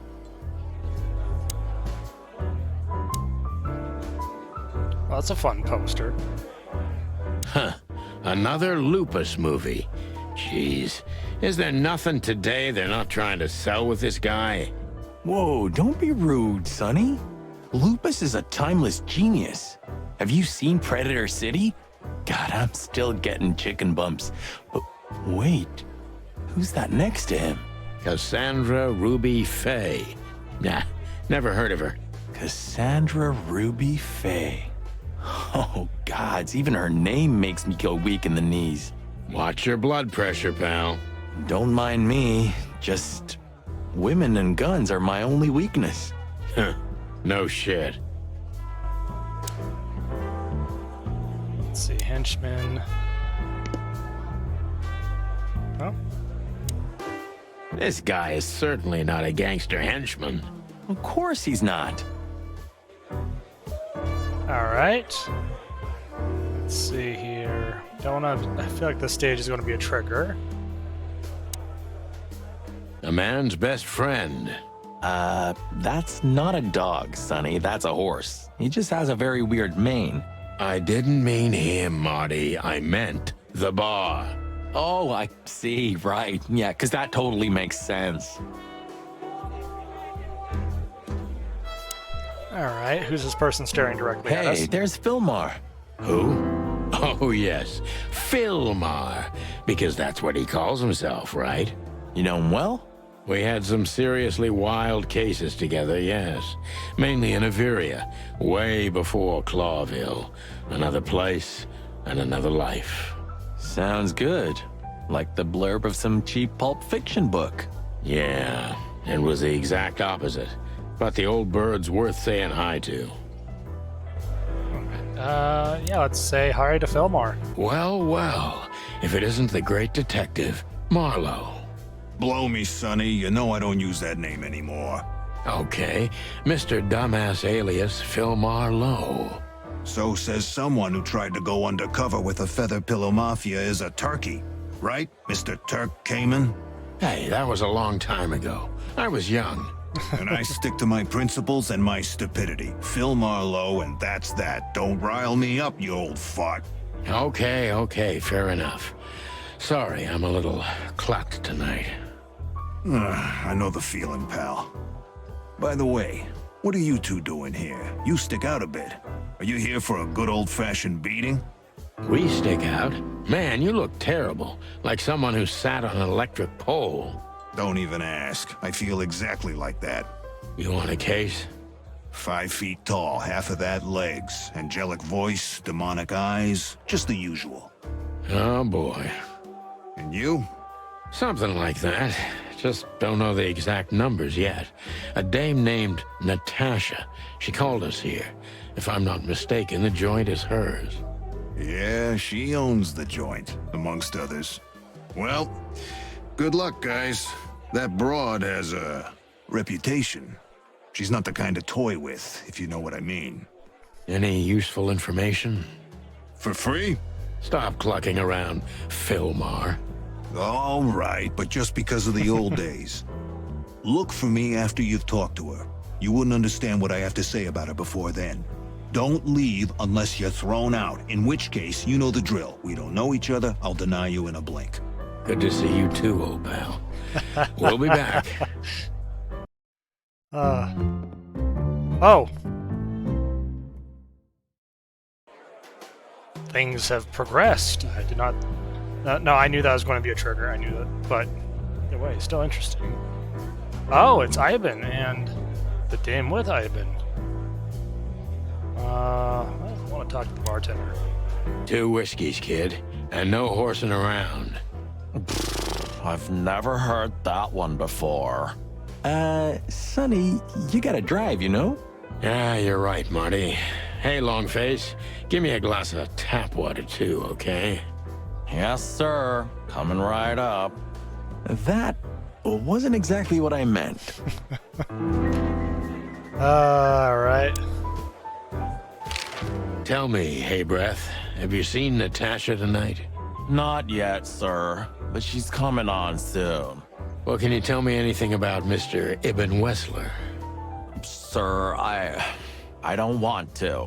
What about, let's see, $5 maybe? But, sir, you haven't even paid for your drinks yet. Yeah, stop riding on the details, Big Nose. You do your job, and we'll do ours, okay? I mean, we're not here for work, of course. We're just here to relax. Oh, yeah, exactly. Just a little fun. Of course, gentlemen. He is just a dude trying to make his wage.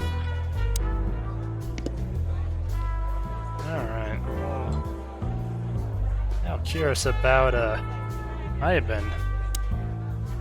That woman with Ibn, I think I know her from somewhere.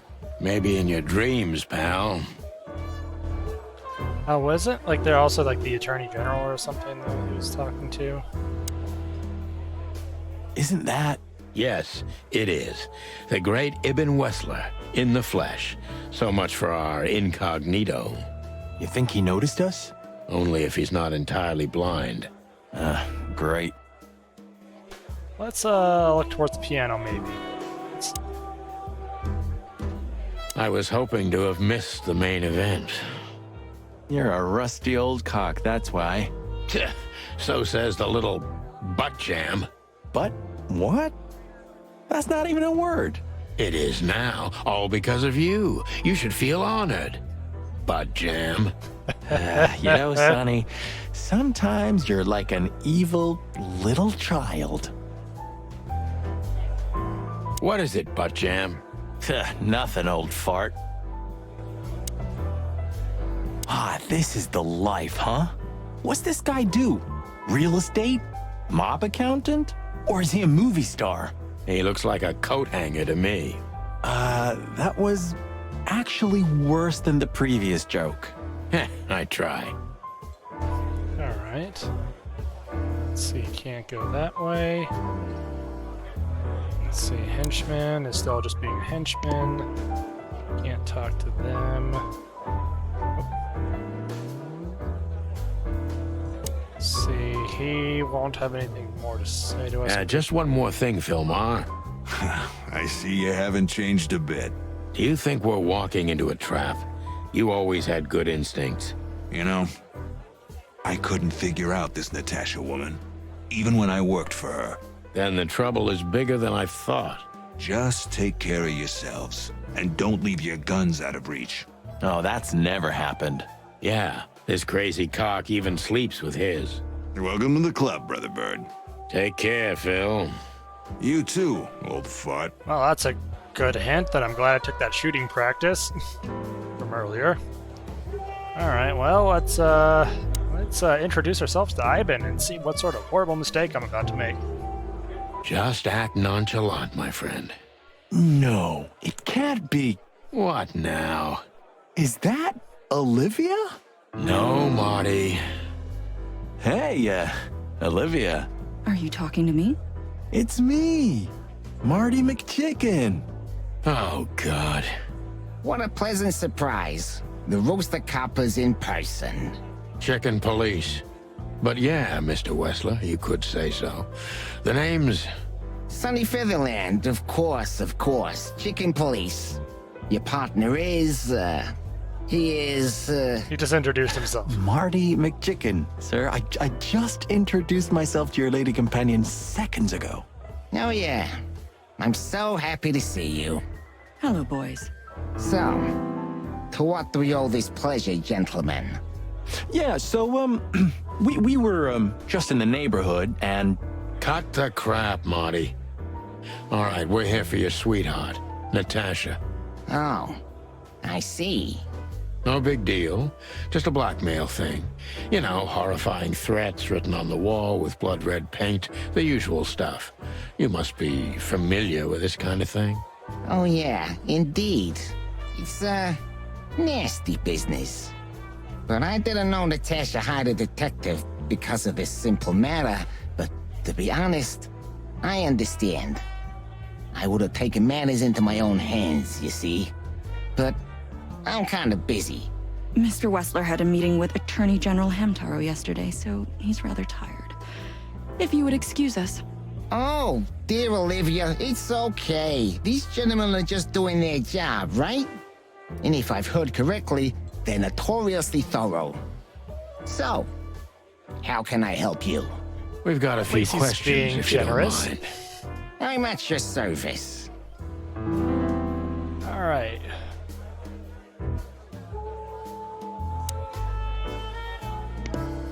Let's see here. I just want to check and see. So we got the, Come to daddy, darling. Calling booze darling, it's kind of weird, don't you think? Says someone who calls his gun collection his harem. Touche. I'll shut it. Good birdie. What is with that emphasis? I hate it and love it so much at the same time. Alright. Good old Filmer must know something about Natasha, but that, well, could be important for the case. He won't talk until I meet her. He seems to be a bit nervous. Must be something real significant. Alright. We've met Filmar. Let's see. Absolutely average, forgettable guy. Mild acquaintance from Bavaria. Filmar, he goes... That is the name he goes by nowadays. He's an old comrade before the Claw-built times. He is one of the best private eyes in the city. Just like most of them, he gets into trouble with the law pretty often, yet he's one of the very few people who can still be trusted in Claw's. Alright. Harbert Ibn, let's see, good-looking, charismatic, and let's see, no additional things besides just an update on the picture. Olivia. Unusually tall and slim for a crow, she's quiet and mysterious. Olivia is currently Ibn Wessler's assistant and escort, finding out whether there's anything other than a working relation between Miss Crow and Mr. Rat would prove valuable. Alright, and the Codex. Let's see. Moses Plateau, Tibetan Sandbox, Mrs. Poscat, they're old rivals of Sonny and Marty. working at Clausville's homicide division.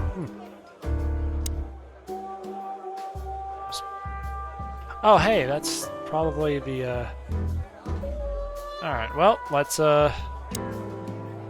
Hey, Marty, I bet you wouldn't dare to go up to him and ask if he hasn't seen your fur coat.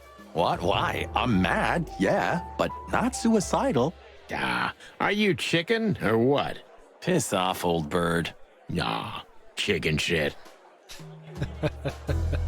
Alright, let's start asking the gangster what's going on. Nice bunker you got here. Well, thank you, but it's not mine. Not anymore. But I'm sure you already know that. Listen, detective. If you want to know something, please ask straight, huh? All right, Mr. Wessler, let's make this a bit more professional. New function questioning, okay, but let's get more information first. I'm not as exciting as people tend to believe. I grew up in a poor family of many siblings. I'm the only one still alive, unfortunately. My career started with a shoe store, and now, here I am. I wouldn't call that an average life. Shoe store owner to mob boss.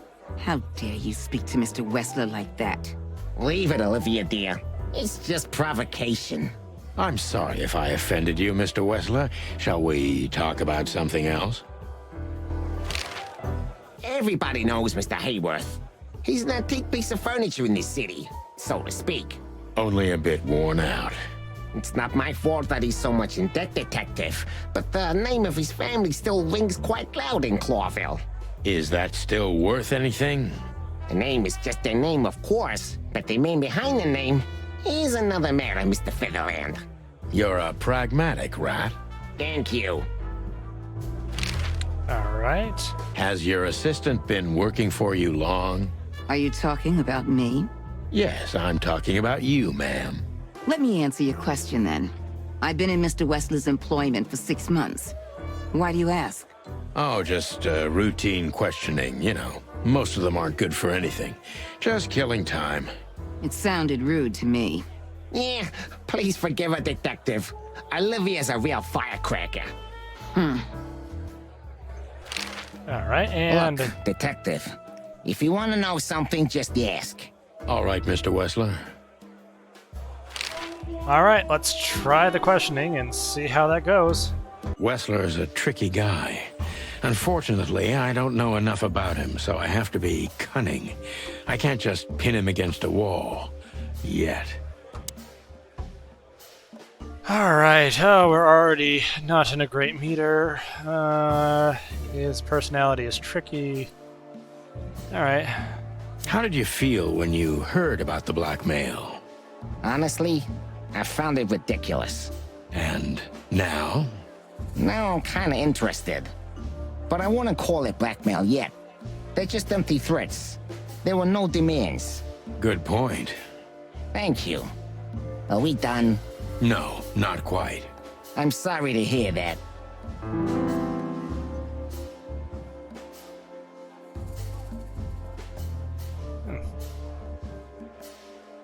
Let's see. Mistrustful. Let's go with a very busy You man. seem a very busy man. May I ask what you do? It's, uninteresting. Would you elaborate? I got a small share in the meat substitute business. If the new product works, maybe we can make your job easier. You mean reduce predation in Clawville? There are such plans. If you're interested, talk to Olivia, my assistant. She's an expert in what she does, unlike me. Thank you. That's it for now. All right, that's good. We got now things we can ask.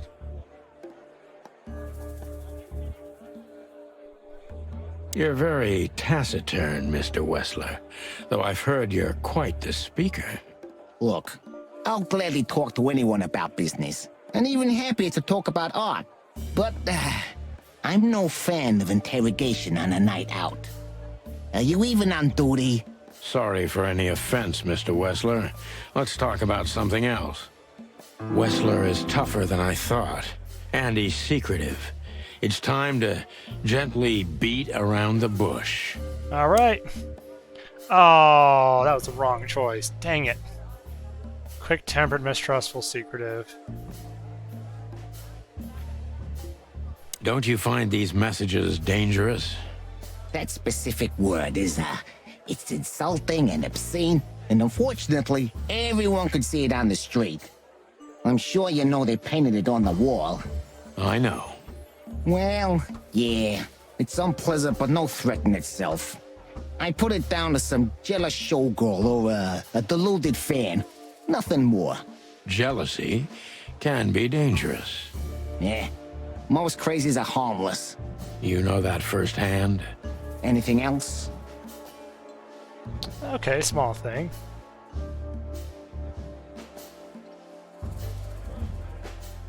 Let's see here. Business going well, Mr. Wessler? Depends on which one. Real estate, catering, charity, protection, extortion, bribing cops, contraband, the usual. Funny guy. How are the casinos? Fine, thank you. Gambling has always been a good business. Luck is expensive around here. Damn, if only I knew that. I heard gambling was illegal. And I've heard you're not on the force at the moment. Then it seems we have a fair fight. On uneven ground, Mr. Featherland. I'm not sure I'd stand on it for long, if I were you. That was candid. I try to be clear. Oh, hey, that was a good choice. Let's see here.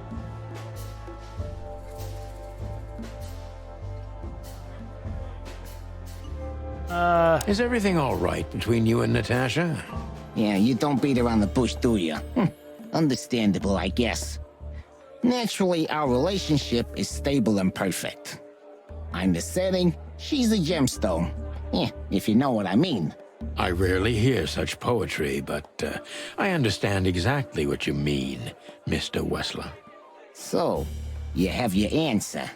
No recent friction? Wouldn't you like to know? It would make my job easier. It would only lead you astray. So be glad that I tell you no. No friction. Ibn is quick-tempered, and I can use that to my advantage. I've confounded and softened him with my previous questions. Now it's time to be specific and ruthless. Alright, now I can go... Alright, we're above the positive. Alright.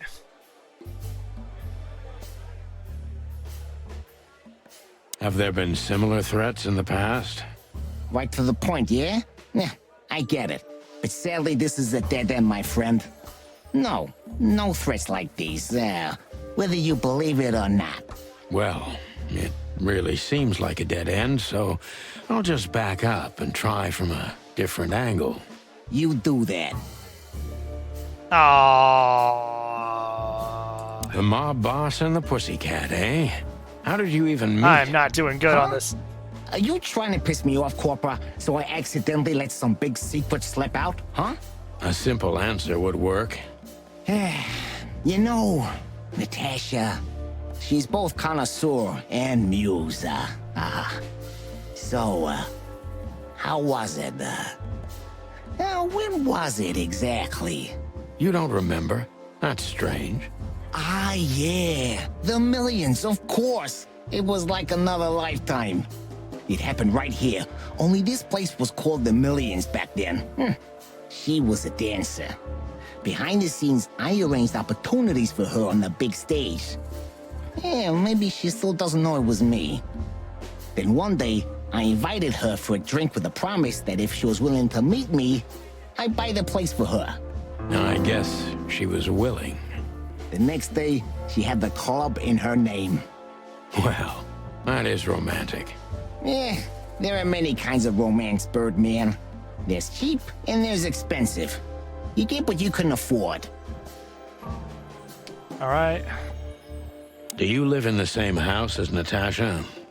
Oh, you're really something. Natasha's a free woman, but mostly, yeah, at my place in Gold Town.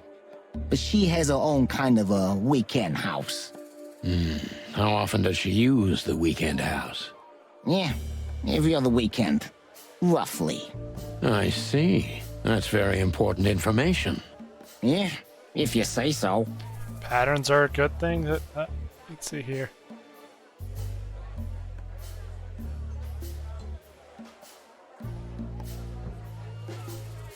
Let's see. So Natasha feels like she's in grave danger, yet she's still going out alone. Yeah, I know what you're getting at, but I'm 100% sure of her loyalty. She's gone out very rarely since this started, and mostly in my company. Yeah, you know, I'm not sure if you do, but in our social circles, banquets and dinners are frequent. Illegal gambling nights. You got me there. Yeah, you're right. Natasha is crazy about the roulette wheel. Always putting it all on the red, right? Yeah, you're a real rotten bastard, Sonny. Although, yeah, always on the red. You're right. So, can we meet your lady? I don't see why not. But first, please, listen to her sing. She's on soon. Alright, I don't think I did that great yet. Oh! Okay, apparently I did. Alright, Evan's trying hard to change the subject when it came to threats. He obviously knows more than he's letting on. I could try retrying. But we'll Thank you for your time. We'll be seeing you. I have no doubt about that, unfortunately. Hey, we should grab a coffee or something, Olivia. You know, for old time's sake. Pleasure to meet you, gentlemen. Goodbye. Oh. Please, take a seat. The show's gonna start soon. Cut scene, here we go.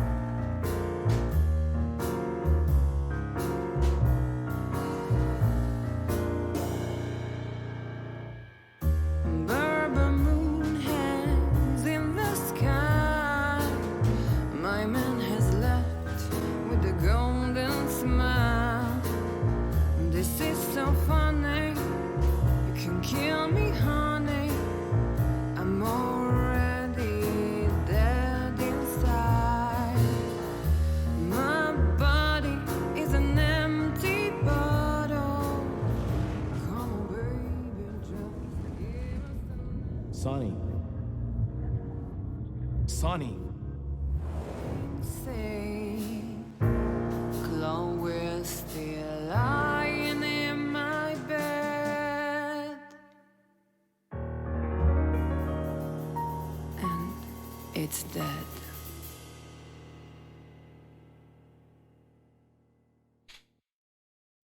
That was unique.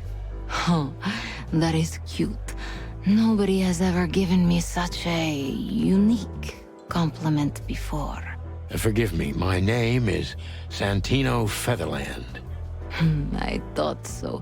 You look more or less like I imagined. More or less. Sometimes less is more, Mr. Featherland. You were amazing, dear. As always. Could you be my little furball and fetch me a cocktail? But of course. Eben will be back soon. We'll have a few minutes to talk. Then he'll end the conversation and throw you both out. With all due respect, ma'am, we're not that easy to get rid of. Doesn't matter who's trying, believe me. Doesn't matter, he'll do it. That's why I'm telling you.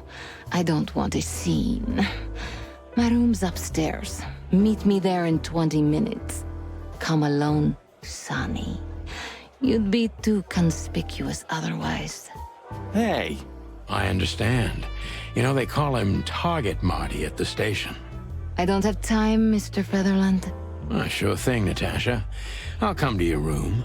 3 knocks, a short pause, then another 3. I'll be waiting. Go. before he comes back. I knew she was trouble the first time I saw her. She wore danger like a perfume. It was simply part of her being, and it attracted me, like light attracts the moth people.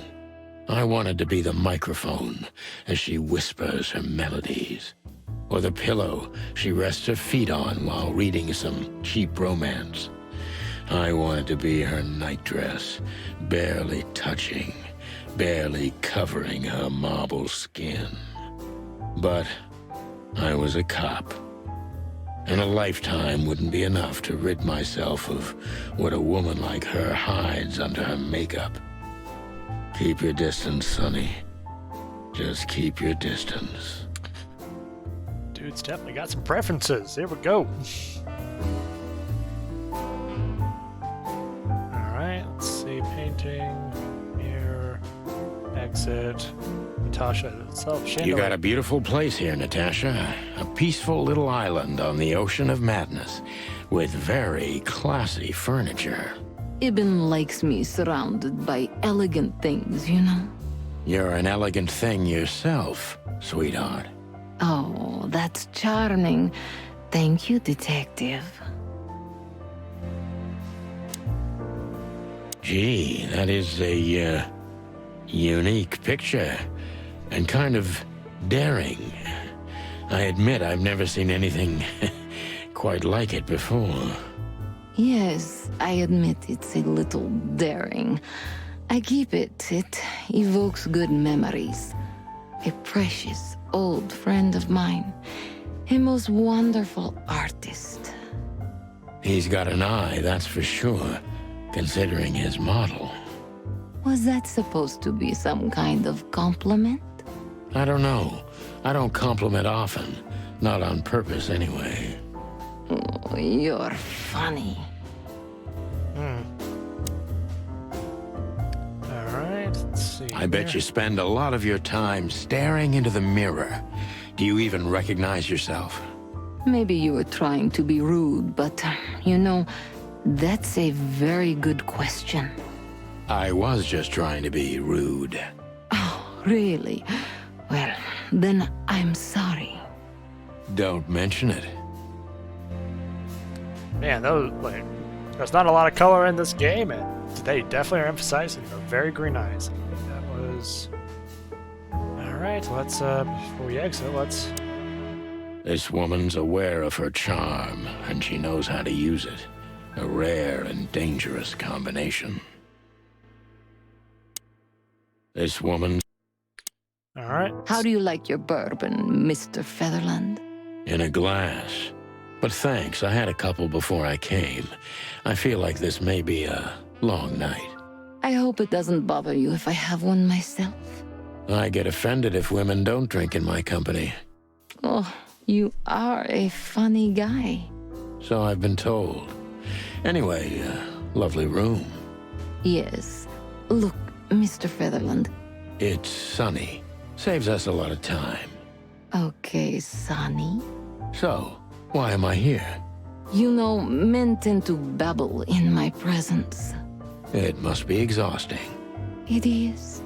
But you're not the type to beat around the bush. Is it too banal if I tell you it's an occupational hazard? Terribly. So can I start the unpleasant questions? I've asked you here so you can do what you do best. Really? I thought you asked because you wanted me to investigate for you. But if you'd rather be drinking... Oh, you do have a sense of humor.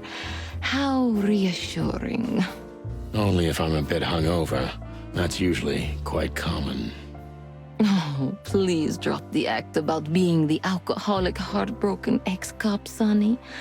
It would undoubtedly suit you, but I've seen you scanning my room. From the second you set foot in here, you started working, and everything I say gets sorted in your brain. Am I right? That's a bit of an exaggeration, but yeah, it's something like that. She is not wrong. I looked at everything else before her.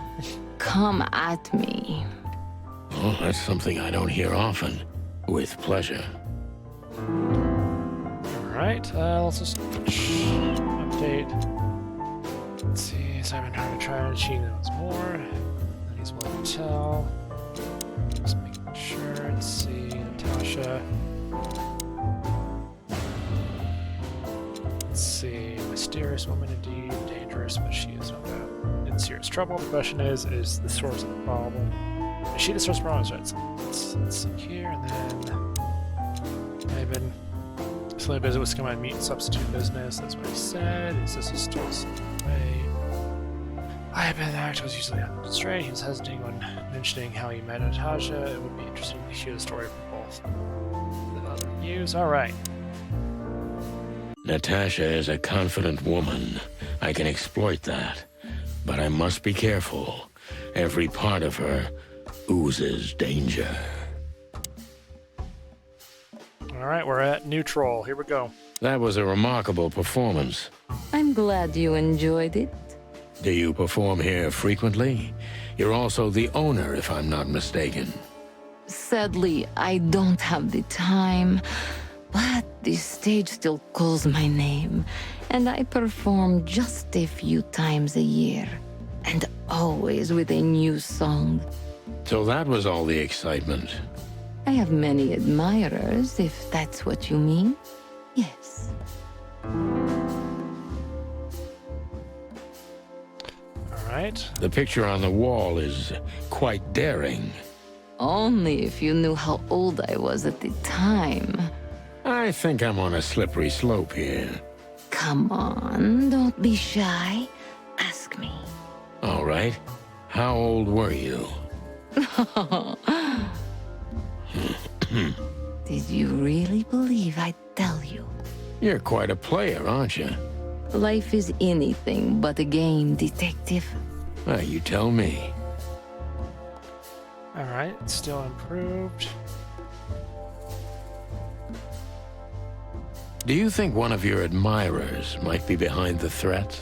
Those who admire me usually idolize me. No, I don't think it's one of them. You know, the soul of an animal is extremely complicated.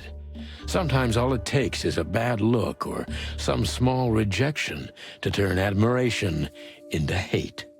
That's a stillborn theory.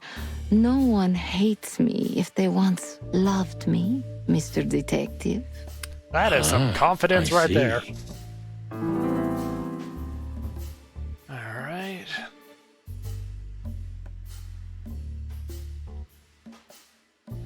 Why Deborah? She's a nice girl, but why didn't you come to me? Didn't you ask her the same thing already? I did, but I like to hear it from all sides. Well, since this whole thing started, I admit I'm not too keen on leaving my home. When I do, it's only with an escort. Ibn Wessler has nothing to do with this? Ibn has everything to do with me. Almost everything. But I didn't want to upset him with this. He thinks I'm overreacting. Deep behind the diamond skin lies the truth. It doesn't matter how hard Natasha's trying to hide it. She's scared. Now I must concentrate to finally find out what I want to know. Alright. Yay, we gotta finally find out what's in those threats. What was in those threats, exactly? The message itself is not a threat. It's just a word. But a word again and again is threatening. Exactly. So? You really don't have any idea? Which word could be used for a woman like me? I guess I do. Yes, I think I know what it could be. Whore. Cat got your tongue? Am I right? You heard it. I said what you were thinking. And yes, that was in the message. That was printed on the paper and painted on my wall in giant red letters. Well, thank you for your honesty. Alright.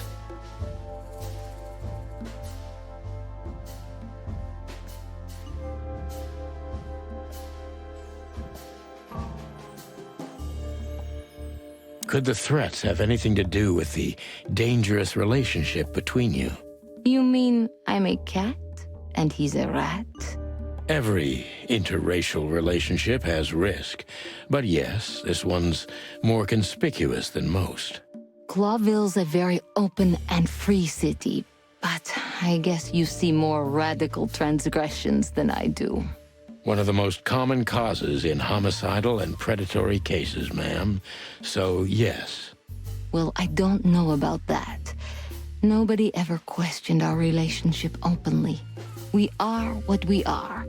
And you know, if you're interested in my personal feelings, danger fills our relationship with a flavor no other can replace. It must be one interesting relationship, that's for sure. I'm not sure I can feel the same, but I can certainly understand it. Maybe one day you'll experience it, Sonny. Have you ever been with a predator before? Well, that's unsteady ground, Natasha. Let's turn the questioning around if you don't mind. As you wish, Sonny. Sonny most likely has. I'm doing great apparently with this question. How many fools like me have you used up, Natasha? In all my life? Well... I just forget it. I don't want to know. Curiosity killed the cat. No pun intended. I'm just joking. You're not a fool, Sonny. I know that was supposed to be a kind of insult, but it usually rolls right off me. I can't take cockadoodling, so you can put aside the strutting stuff while you're talking to me. Fair point. Broadcast received, ma'am. Natasha is a mysterious woman, but I must gouge out at least one of her secrets. Enough games. It's time to know why I'm here. Oh, I picked a wrong tree, apparently. Okay. Let's stop beating about the bush. How do you know Molly? I'm prepared for that question, but it's still not easy. You knew very well that if you threw in the name of my wife, I'd come to you no matter how vague and suspicious the case was. I just want to know if you're simply a manipulator or you're really that desperate. I really know her. I'm not lying. Oh, really? How? Were you a nurse, too? Forgive me, but I don't think so. Don't be rude and so cynical, Sonny. I'm sorry, but that's me when feline claws are at my throat. Molly is an old and good friend of mine. She has nothing to do with this, but I knew that if I didn't mention it to you, you wouldn't have come. Yeah, Natasha, you're right there. I knew you were a decent fowl, that you would help me. That's what you're famous for. Don't go there. Flattery doesn't work. Look, forgive me. I shouldn't have brought your wife into this. You're right, you shouldn't have. But to be honest, I don't think she's my wife anymore. On paper she is, but I haven't seen her in years. I'm sorry, I didn't know. Really?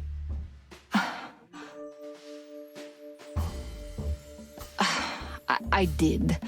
I knew. I checked you out before I sent Deborah. Cluck me.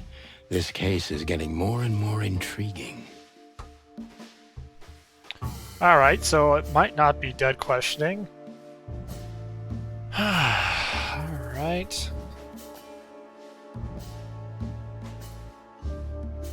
What exactly do you want from me? You are really as good as they say you are. And I'm not selling lucky dips, Sonny. Find them, whoever they are, and... Whatever it takes? Not exactly, but something like that. You know, if I didn't see the speck of fear behind the confidence shining in your eyes, I wouldn't take the case. I'm not afraid. You're terrified, Natasha. Don't be ashamed. You must solve this. As soon as you can. Money's not an issue. Wow, I thought I was doing great. Apparently I wasn't. I actually want to retry that. Natasha is a confident... That was a... I'm glad. Do you... Said. So that was... I have many. Okay. Let's see, The this picture- felt like this Oh, worked come well. All right. Did you? You're It was- Life is. I think I know You which tell question me. I want to try instead. Okay. Do you think... Yeah. That's. Ah.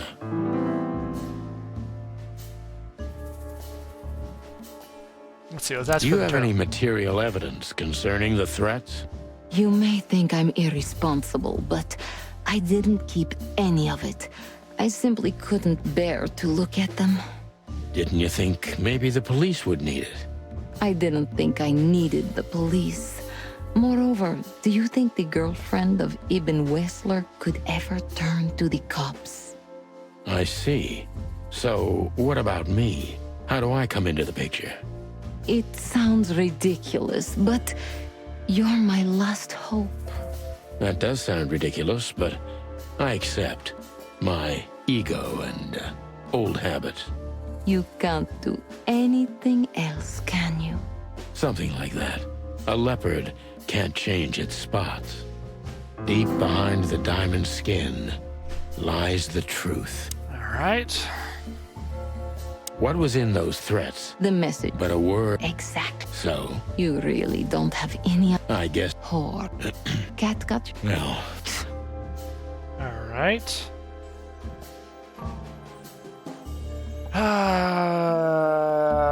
Let's... no one's ever seen the culprit? Not even a shadow? That's one of the most curious things.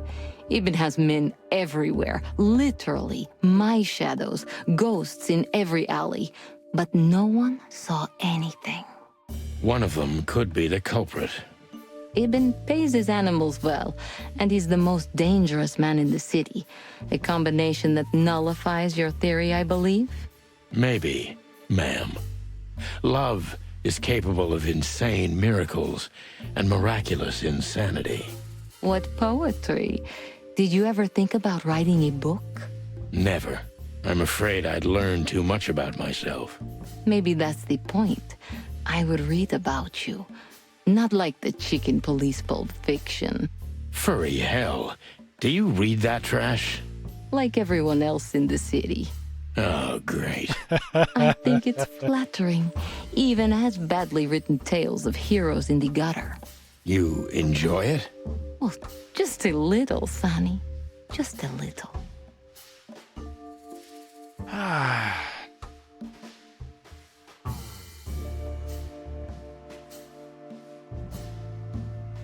All right, let's... No, like if she...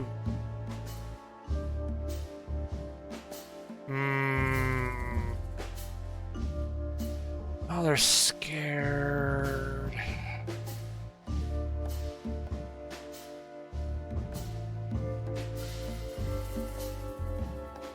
So it's not a fan and not an inside job. Who do you suspect? Aren't you supposed to know that? Usually, yes. But I've got nothing to go on. And you don't have a hunch. Maybe I do. But first, I want to know if you'll even accept my case. I'm here, aren't I? That's true, but I must know if I can trust you. The proof of the pudding is in the eating. I wish it was that simple. Natasha is a mysterious woman, but I must get... Okay, that was the wrong pick. Alright. Let's stop beating about the bush. I'm prepared for that question. You knew... I really know her. Oh, really? Don't be... I'm sorry. Molly isn't... Yeah, Natasha. I knew you were a... Don't go there. Look for... You're right, you... I'm sorry. Really? Alright. I did... Pluck me. Okay, that's not the... You played me from the start, didn't you? It wasn't my intention. I'm an old cock, Natasha. I've played too many of these games, and I've been on the losing side often enough. So, you're going to walk away? You're damn right. I don't know if it's worth it for me. Look, Sonny, money's not an issue.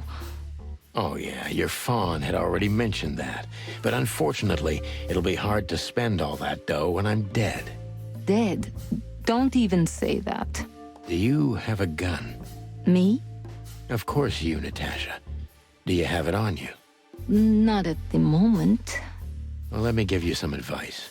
Keep it with you, always. Maybe in your purse. You don't think they, whoever they are, would hurt me? Don't be naive, Natasha. You're right. I'll keep it with me. I don't want to scare you, but 2 cops snooping around can mess something like this up, even if it's just 2 roosters. You'll keep snooping? Thank you, Sonny. Maybe you're getting yourself into even deeper trouble with me.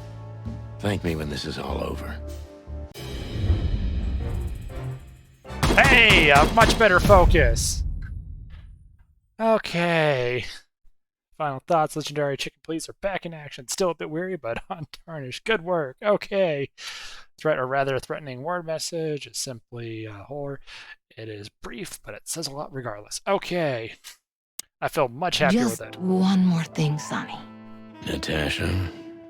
Please, come to 37 Rochester Street in Flower Town tonight. I'd like to show you something that could be of a great help in your investigation. I was afraid this was coming. Why there? Why not here and now? It's something I keep hidden there. I won't take the risk of Ibn or one of his men seeing it. Isn't Ibn too dangerous to keep secrets from? Sonny, a woman is naked without her secrets. I knew you would understand. Oh yeah, I understand everything. So, when do we meet? The night is almost over. I'll be there in an hour. Don't be early, and don't be too late.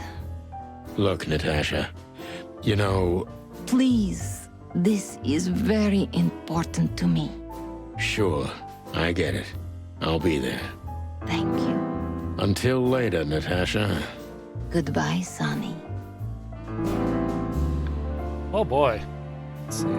Just oh, sweet, I can ask some stuff as well, so... Why did you name it the Tsar Club when you took over? It was the Millions before. Maybe you can guess my origins from my name and my accent. I come from the eastern Tsardom of Slavonia. We are quite respectful of our leaders. You feel that's not the case here in Clawville? Here? No. Absolutely not, Mr. Featherland. Many here don't even know the name of their king. To them, he's only the Fox King. It's quite disrespectful and rude. There's some truth to that. Lots of Where I'm good, juicy from, information. We choose our leaders ourselves, and whatever they do later, we proudly stand by our decision. So that's why the name, in respect to your country. Don't take me for so sentimental. It's only partly the reason. We lived there until I was 14. Then we had to flee. It doesn't matter why. In the end, I was the only one who made it to Clawville. So the name isn't because of nostalgia or respect. More like a reminder. Interesting.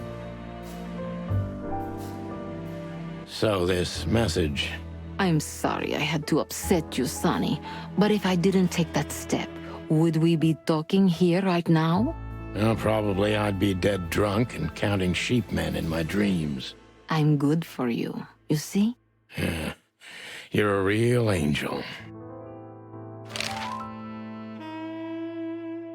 May I be brash? It's New Year's Eve. Everything goes tonight. Ibn, do you love him? In my own way? Yes, I do. Whatever that means. You can't understand this, Sonny. There are women who can't actually love. Not like they're supposed to. But that doesn't mean they don't love however they can. That's not a real answer, is it? If you only accept yes or no, then yes, I love him.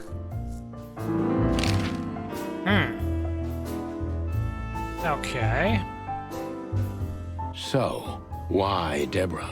I could not seek you out in person. It was risky even to send Debbie. It's too late now. Mr. Wessler is aware of my little investigation. I'm sorry I got her mixed up in this. She's a lovely girl. She looked like one.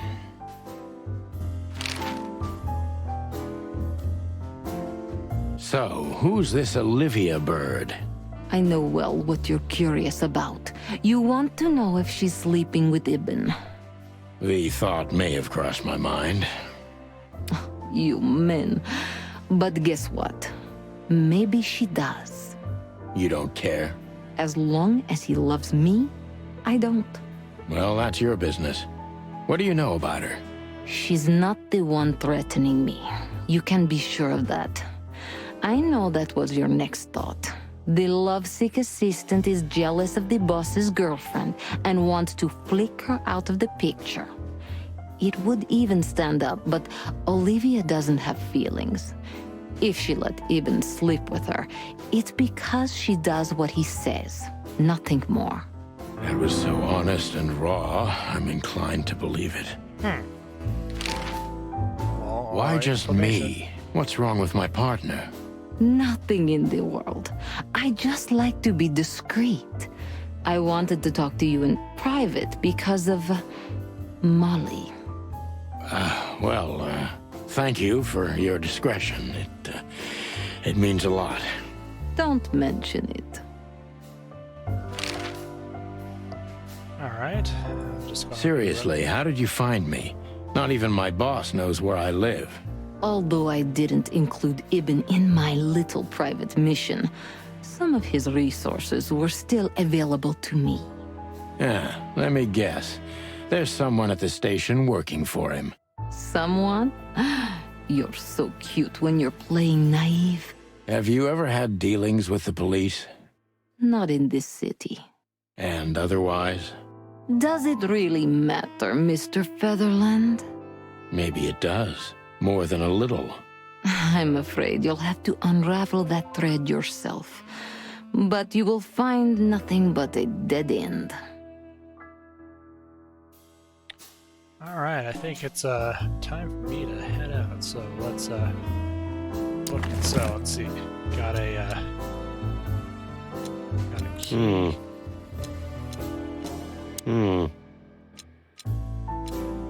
Alright.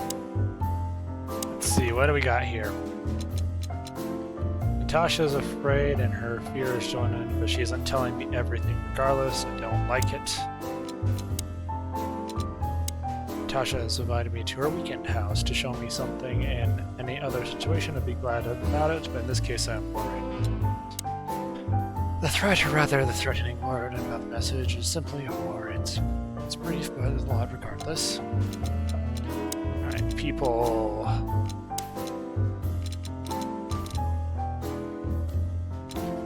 Alright, she came out from the northern Sardom of Savannah. From there, her family had to flee. Later, Natasha reached Cloudville. She was already an orphan. And then Olivia, according to Natasha, is perfectly devoid of emotion, which precludes her from standing behind the threats. Doesn't mean she's not Ibn's lover. Let's see, codexes. Let's see, the bleak world of proud Stormlands, mostly inhabited by predators, big cats. Political situation between Cloudville and Stormlands is quite tense and delicate.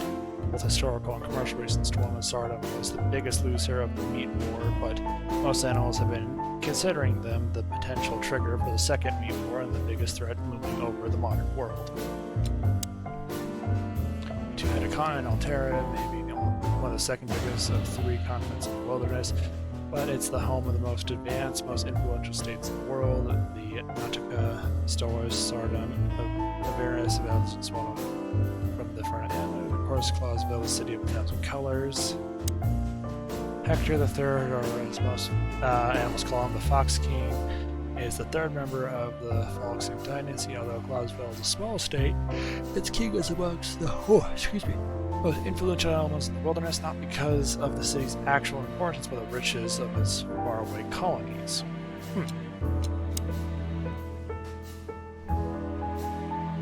So Ivan, I was way off on, but those two, like after a second try on that. But do good to know how